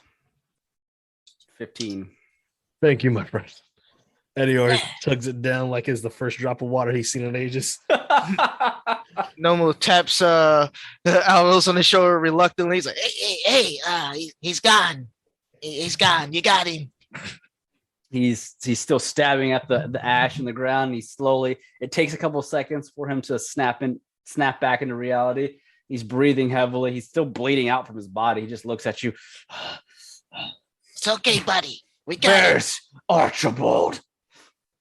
Oh, we'll get him. Don't you worry. And as that's going on, Rogar's looking around. Oh my goodness. I do not have many potions left. Where is Archibald anyways? Better not to be more demons like this. I did not even get to cut the head off. It disintegrated. Where's my trophy? You get to live, damn it. Get your trophy somewhere else. Get it from Archibald. Yeah, I never saw you get gripped up like that before, Rogar. Yeah, I didn't like it. It was kind of scary. I've never been held like that before. Normally it is me doing the choking. So, God damn. what do you think? He'll kill someone. How did it feel? I don't know. It was somewhat uncomfortable, but at the same time a little tickly. Tickly, huh? A little, It's like the one book, 50 Shades. I'm done with this guy. All right, I'm heading up. Shall we head upstairs? Yaido's looking around. I think that is the best course of action, unless you want to go check out the cellar in the library you spoke about. No. Yeah, now that I kind of have seen this demon, it seems like this is what would have been capable of doing the deed. Wait, we saw what in if the this was the library. demon? Yeah, that's what I think. I think it was more than capable of doing to those bodies what we saw in the library, and then some. Dean probably came up the stairs like, hey, somebody's supposed to come down here. All right, I'll come up to you.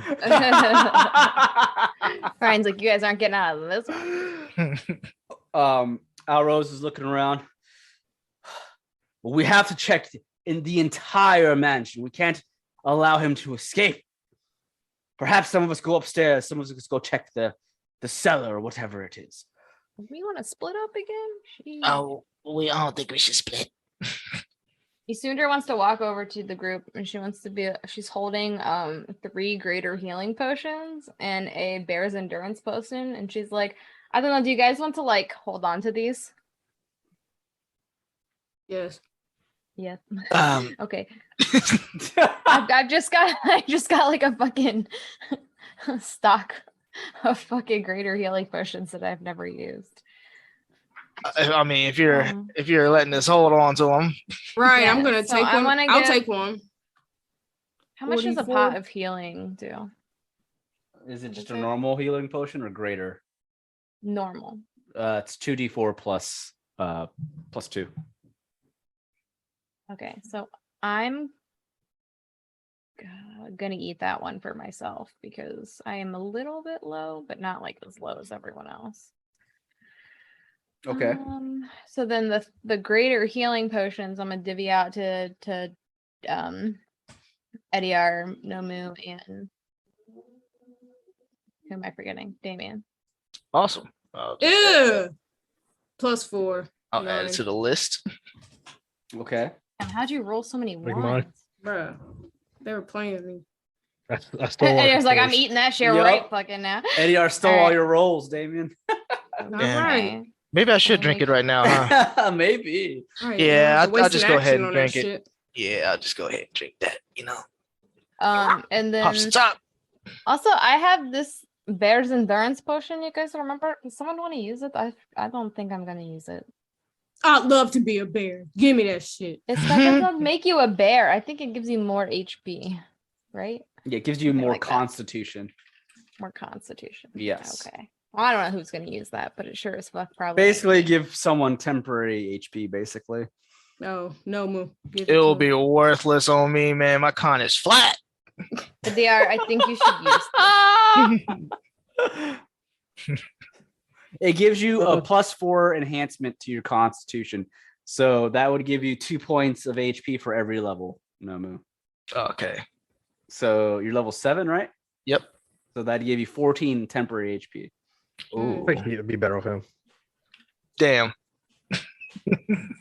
All I'm saying is shit is about to get real, so probably we should use it. Yeah. All right. I'll take it. I also have a fire resistance one, but I don't know if we need that. It's a Bear's Endurance potion. Yes. I've been stockpiling potions like the apocalypse is coming apparently, so Who knew we get paid to fight in the apocalypse?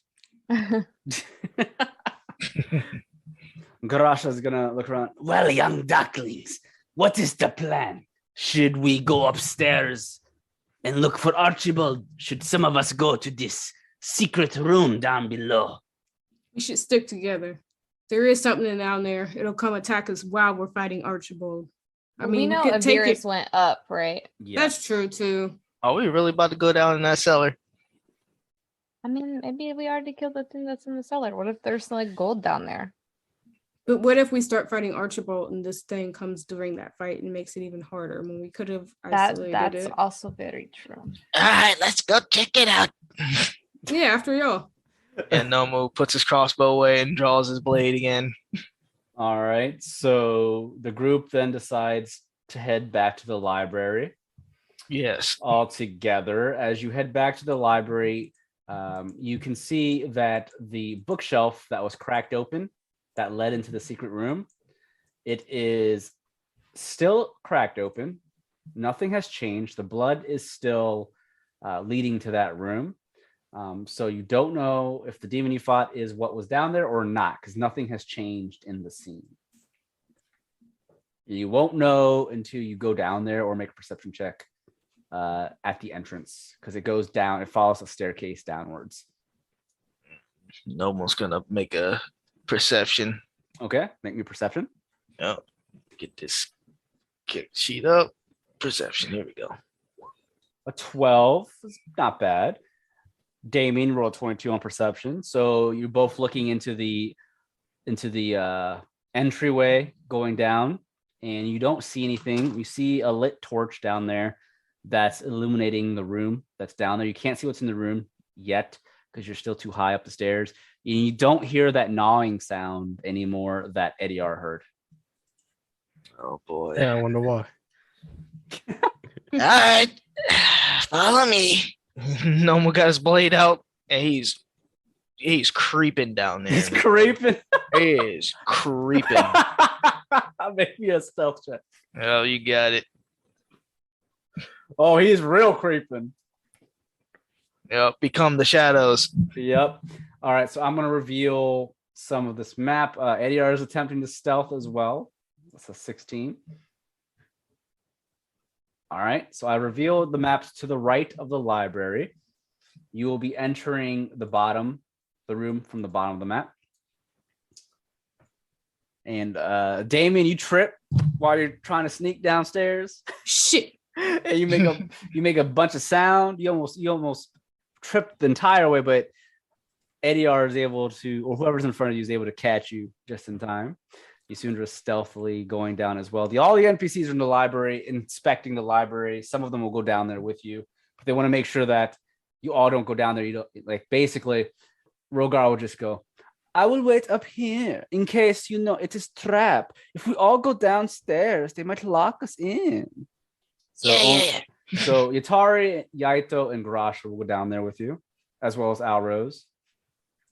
But as you all go down there, it leads into what looks like an extremely messy office.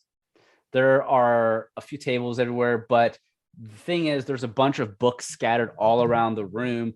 Books are piled on top of books. You see these glyphs or these weird, like, what are they called? Pentagrams and whatnot, kind of just cut into the floorboard of the floor. And you do notice there is a table with bones right in front of you with a book that's open. And there is this giant statue that is at the very back of the room that's directly in front of you. And this statue is of a goblinoid. What do you all do? Oh, I'm sorry. There's also a dead body of one of the guards that was protecting the mansion. That's to your right on the floor. And his legs are missing. Oh, so there's no pockets, or there are? There's pockets, but there's nothing in pockets. Oh, I see that now. Yep. The very good sleight of hand, wasted. Let's move on. Roll perception here. See what's going on. Okay. So you rolled an investigation and a perception. So Damien, 24 investigation, Nomu with a 22 perception. So first off, as you're looking around with a 24 investigation, you're looking around the room. Nomu, you kind of taking a peek around the room as well. Like I said, it's filled with a bunch of books, bones of a humanoid on this table. But when you guys are searching, Nomu, I'll start with you first, and then I'll go to the Damien afterwards, since Damien is higher. Nomu, you instantly see something on one of the books, or behind the books, I should say, to the far left of the room. And what's sticking out behind some of the books, you find there is this staff that looks somewhat special. There's these specific engravings all over the staff. It's a wooden staff, but it's just lying there on these books, kind of covered by them a little bit. Hey, Isundra, come over here. Take a look at this staff. I don't know what any of this is, probably. What do you make of it? You're magic. What do I need to roll? You'd have to make me a Arcana check. Oh, maybe I do know something. 18. You got an 18. So as you take hold of the staff, it begins to glow, and the signs and sigils that have been engraved in the staff begin to glow as well. And as they do so, Isundra, you get the feeling that there is some kind of definitely magic tied to it, but it feels of like a recovery type magic. You feel as if it might heal somebody. Oh, okay. Everybody gather around. Let's hang out against this. This thing's got some healing power. Hopefully it heals some spell slots. I don't know. Wait, are you sure? No? Fair enough. They seem to don't know shit. Edeyar might be a better person to look into that if you think it's something of healing, since he is obviously the Ryan, why would you do that if I just used all of my potions? You're kind of an asshole. I am not kind of an asshole. You don't know if it's a staff of healing. I pointed at Edeyar. Edeyar walks up and takes a look at the staff. I bonk him on the head. Edeyar doesn't know shit. Edeyar looks at the staff. He rolled an 8. He doesn't know exactly what magic's tied to it, but he does feel that there's like some kind of healing involved. Well, that's all I knew too. Yatari's gonna walk over here. Let me look at it. Ryan's like, let me help you, idiot. She rolled a 19 on her Arcana, and as she's studying it, she is the wizard after all, so she understands magic, right? So she's reading the inscriptions and the glyphs on the staff, and as she's looking at it, It says here in Elven that it is a staff of healing. Wait, I could have read that. Boy, I could read that too. But yes, it's Didn't staff do of anything when I healing. bonked Edeyar in the head. And when you bonk Hedon in the head, it doesn't do anything. But Yatari looks at you and she says, well, there are 10 charges, and you have to actually, I'm assuming the way to use it is you have to slam the bottom of it onto the floor and to cast the magic. I was going to use it. Cinder grabs it and smacks it on the floor. Damn. All right. As you do so, who is your target of the spell? I think Edeyar is low, right? And I got 2 potions of greater healing for people. Well, Others are shit. lower than me. Maybe. I don't mean, Was it here? I'm doing good right now, but I could use some more healing if that's what you're asking. Like I have like Ryan, does it heal spell slot? It has 10 charges, so you can only use it 10 times. No, I said, does it give him spell slots back? No. God, Who do you think I am? No. Edeyar's hurting. Did I say it was a staff of short or long rest? Fuck. I don't know, man. Maybe. Speaking of a short rest, he's just going to There's some sit language right you said down that. and take a nap. But if you're healing someone, it's going to heal them for 1d8 plus your wisdom modifier. I bet Nomu is my target to see if it works, I guess.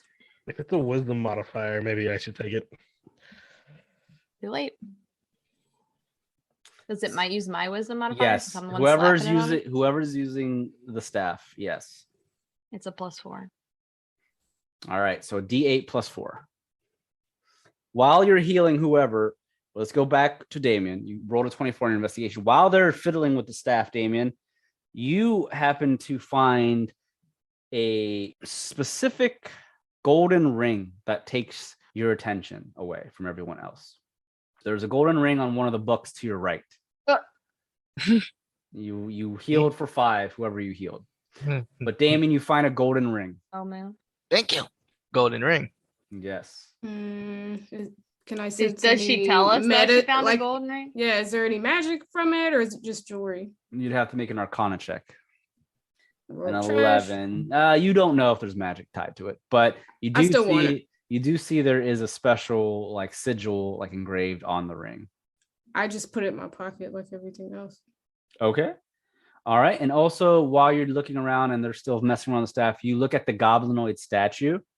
And as you're investigating the goblinoid statue, you notice there is a name plaque on it or nameplate. And the nameplate on this goblinoid statue shows that it is Lucrazol the Ambitious.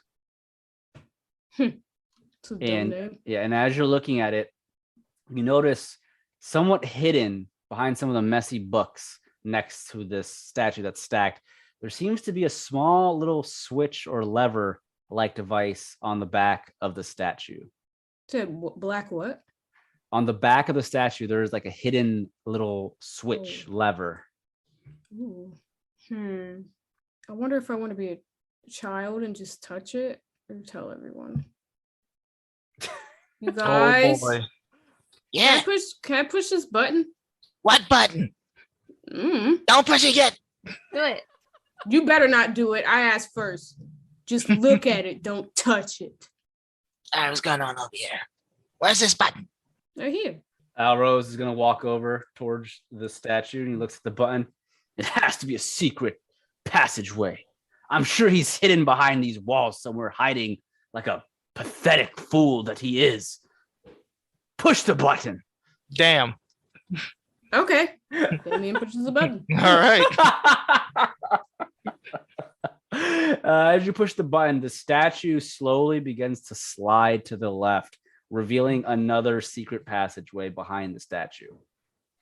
And there are another few steps. It's not a long staircase like the one you took to come to this office, but it does reveal another hidden room behind this room. Damn, were we at the Spencer Mansion? We in Resident Evil or something? Scooby-Doo. The painting with the eyes moving. And Alrose sees the secret passageway light up or open up. He takes his daggers. He begins to walk down the stairs slowly with his daggers out. Is he gonna get grabbed by another demon? Yaito speaks up. Perhaps we should follow him to make sure that does not happen. Absolutely. He starts creeping right behind Alrose before he gets snatched up. Well, are some of you going to continue inspecting the room while they go downstairs? Yeah, I want to keep looking around at stuff. Okay. So Alrose, Perception? Nomu, and I don't know. Yaito will make their way down.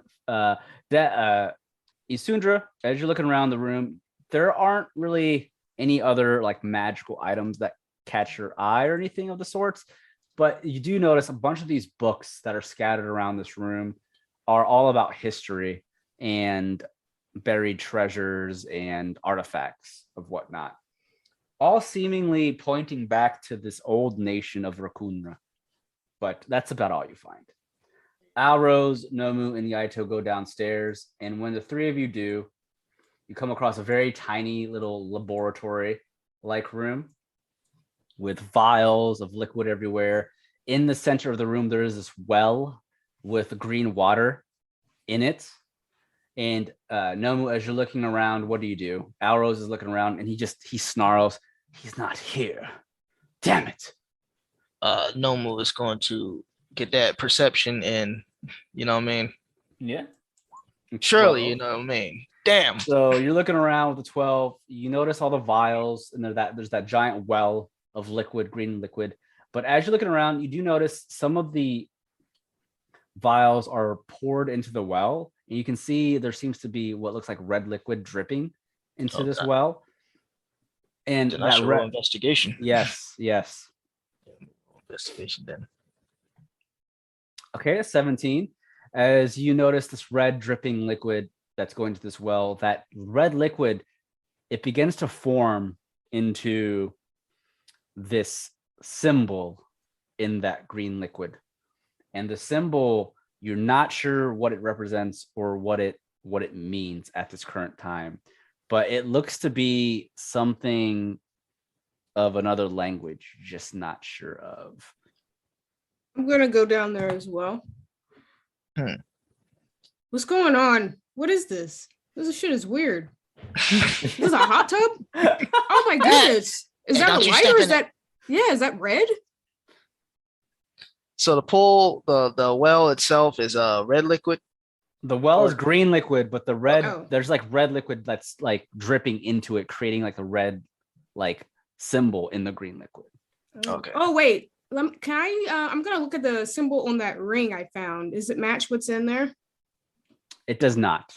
Oh, okay. I put it back in my pocket. Nomu, also because you rolled a investigation as well, Nomu, you do also find an amulet that was on the edge of the well, just sitting there. It's a silver amulet. Just gonna pick it up. Okay. And investigate it. So we'll just use your 17 investigation because that was part of the well. Yeah. As you look at it, the amulet has common text written on it, and it says, "This is the bear's amulet." It's called the bear's amulet. The bear's amulet. I feel like Avirus would know more about this room, guys. I think we should leave for now. The bear's amulet. Mm-hmm. No one's gonna keep that with him. Okay, you don't want to equip it or anything? Or yeah, why not? He's gonna equip it. Okay. It says bear. As you equip it, you feel yourself become hearty. Hearty. This is an extremely rare amulet. Your constitution is now an 18 when you're wearing it. Oh shit. Why are you standing like that? You see me chest out. Right, you think you're better than me? Why are you standing like that? What's wrong with you? Because I'm all hard. What? I'm hard. For who? Why? I'm hard. I've never heard you say Man. that. Look, From having a negative con to more con to me. we went the entire season with Nomu having no constitution to the very end with him having 18 constitution. It's only 18 when you're wearing it, though. So Nomu, with an 18 constitution, if you're wearing, it's called the Amulet of Health, but in story purposes, it's called the Bear's Amulet. But it's an extremely rare amulet. You only get the Constitution of 18 score when you're wearing it. You do not get cannot go higher than 18 if you're wearing this amulet. So that means you have a plus 4 to your con. So that means for every level, you get a plus 4 to your HP, temporary HP, I would say, since it's not a full, it's not like your actual HP. So that'll be your level times 4. That's your temporary HP that you'll have addition to your normal HP when you're wearing this amulet. All right, so minus 4. So I get 28 more HP. Yes. Yeah, what's your HP now? All right. So I'm just gonna go ahead, just make some adjustments. 60 HP now. No one's an actual fighter now. How much HP you got? He asking. You don't I have know. 70. Oh Damn. my god. What? You have one more than me? I am at 70 HP now. No more on steroids. Let me put my amulet of Bear's Endurance. All right, so Nomu is now strutting when he walks. You notice it's very noticeable. He is He strutting, ready? chest out, chin up. Adonis. Adonis. All right. So with that, those are the magical items that were in this office in the secret room, or the 2 secret rooms, I should say. But other than that, you don't know what's happening with the well. You don't know what the dead body is about on the table up above with the bones, the scriptures that are engraved in the flooring. You're not sure what's going on. It's a messy office. And then this room that you guys just found under the office, or behind the office, I should say, it looks like he is messing with alchemy or trying to summon something. Who knows what he's doing? But as Damien said, it's something Avirus would probably understand more so. But you do remember, Nomu, you do have that journal that talked about Rukunra and Lucarazol. And Nomu, you probably would have seen the nameplate on the statue that moved, also said Lucarazol as well. So that's giving you hints and vibes that what's going on in this office. This Archibald was studying quite a bit of Rukunra and Lucarazol, the betrayer. Why is the Archibald studying this guy? The one that's called the betrayer. He wants to follow in his footsteps. He's a dirty fucking traitor, and he needs to be put down. Is he trying to turn this place into another decaying waste, like that demon said? I believe it. I mean, what motive does a demon have to lie? It's a demon. This is true. It was literally its last words. I believe the damn demon. He really didn't have a reason to lie. Itari hears you speaking of the decaying waste, and she goes, wait, say that again? Did you say Lucarazol? Lucarazol, the betrayer or the traitor, the goblinoid. The statue is right out there. Oh, yes. The universities have taught us much about Lucarazol. He was apparently a hobgoblin of some kind that studied the dark magics of the goddess Mevra. It is said, never proven, but it was said that it was him that allowed the decaying waste, the demons, to take over Rukunra, and by doing so, he had to sacrifice. What was it? He had to sacrifice something of immense proportions, and in doing so, what was it? I'm trying to remember. He would gain the powers of a demon lord of some kind. What demon lord? I have no idea. Those are just speculations. Again, history books, some of them say the opposite things. It's kind of a guess, so I don't really know. Oh man, I have a bad feeling. I think we really do need to take down this Archibald. The guy is looking around. Did anyone find any books or anything that might explain this? There are so many around here. And he's picking up the books as he's looking at, but I do not understand Tirster history. Here. Nomu reaches to his pack and pulls out the journal. Perhaps somebody could take a look at this. Alrose looks at it. What is that? Where'd you find that? I found it in the kitchen, under some plates. Alrose holds his hand over. Can I look at it, please? Yeah. He's placed it in his hand. and he takes the book and he begins to or the journal. He flips through a couple of the pages, and as he's doing so, I'll just explain what he reads to you guys as my notes. So within the notes, basically Archibald is writing down his findings, because remember in the first side story episode, it was about Archibald and treasure hunting. It's what Avirus does. And we all remember, if we listen to the first side story, Archibald hired several characters to find treasures. He is a treasure hunter and he seeks artifacts of whatnot. So this journal kind of talks about some of the information that of treasures he's found and whatnot, but specifically it notes Archibald has found historical information, obviously of the hobgoblin that lived during the times of Rakunra's greatness and the times of its demise.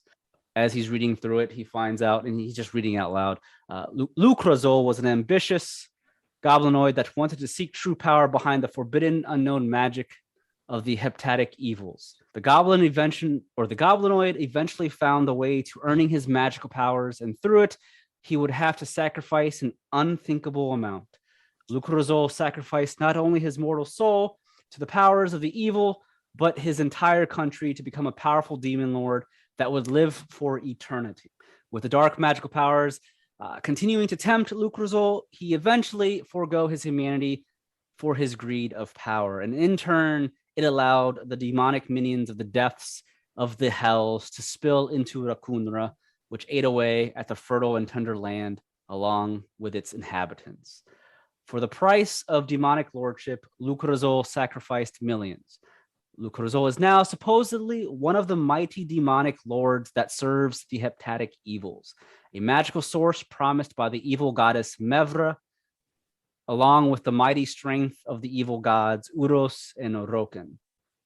So basically, it seems from his notes that Archibald has stumbled upon many tales and stories of such dark magics through the uses of Lucrazol, and seems to be wanting to follow the same path of Lucrazol in becoming a demon lord. And as Alrose explains, obviously I didn't do it in character, but Alrose basically explains this out loud, and he looks at everyone, by the gods. The son of a bitch wants to recreate it. He wants to recreate what that bastard did. We have to stop him. Oh, what an asshole. Rich, anything he could ever want. And this is what he's doing? Yaito's looking around. I do not know much of the decaying waste, but it sounds very, very bad. And dealing with demons definitely does not sound very good at all. We should probably stop him if it's going to destroy this country or even continent. We have no choice. Perhaps the Skull Reaver wasn't lying after all. Unless she wants to take the power for herself. Yeah, there's something about her that's still a little fishy too. I mean, she's been up there a long time. We haven't heard her peep. I haven't even heard stairs. People sound like people walking up there. Where is she? I'm just saying, I'm being wary that she might do the same thing her father's doing. That's true. She just don't want him to have it. Yep, and he had the idea first. If we see something suspicious, she gets clapped. Easier said than done, but I'm on the same page for the most part. I think what happened last time. What? She ended up hiring us to work for her. Yeah, but we also were almost doomed. Yeah, It won't be an almost doomed if she gets that power. Yeah, damned if we do, damned if we don't. Might as well damn her to hell and see what's next. This is true. I say we push forward. Alrose, he gives you back the journal and he just looks at you guys. Well, we know what to do. We kill Archibald, and if Avirus attempts to take it for herself, we kill her too. Exactly. And he begins to walk back up the stairs with his daggers in hands, and he looks over at Isundra and Garasha, who are still up there. All right, there's nothing down there. Let's get going. All right, and with that, he leaves the room back into the library where Rogar and Elroy are. And the rest of you, do you search anything else, or is that it for this room? Nomu follows Alrose up No, I'm out. so you don't get snatched up. Right, I don't want to be down here alone. No deal. All right. So as you all begin to leave, I'm assuming you share the information with Gracia and Isundra, who are upstairs still, along with Elroy and Rogar. But with that information, we will end this episode of Taverns and Caverns. Damn, that was deep. Lucas was a fucking boy. He wanted some power. He sacrificed everybody to get it. Oh, wow.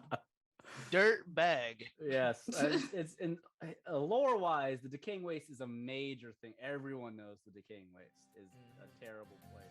Thanks again, everyone, for listening to another episode of Taverns and Caverns. This is your Dungeon Master, Ryan, at Haphazard DM on Twitter. That's where you can find me.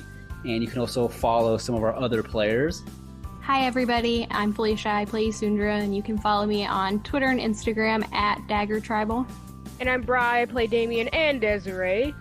You can follow me at Blaze_NBK on Twitter. That's my new name. And Instagram is just BlazeNBK, no space.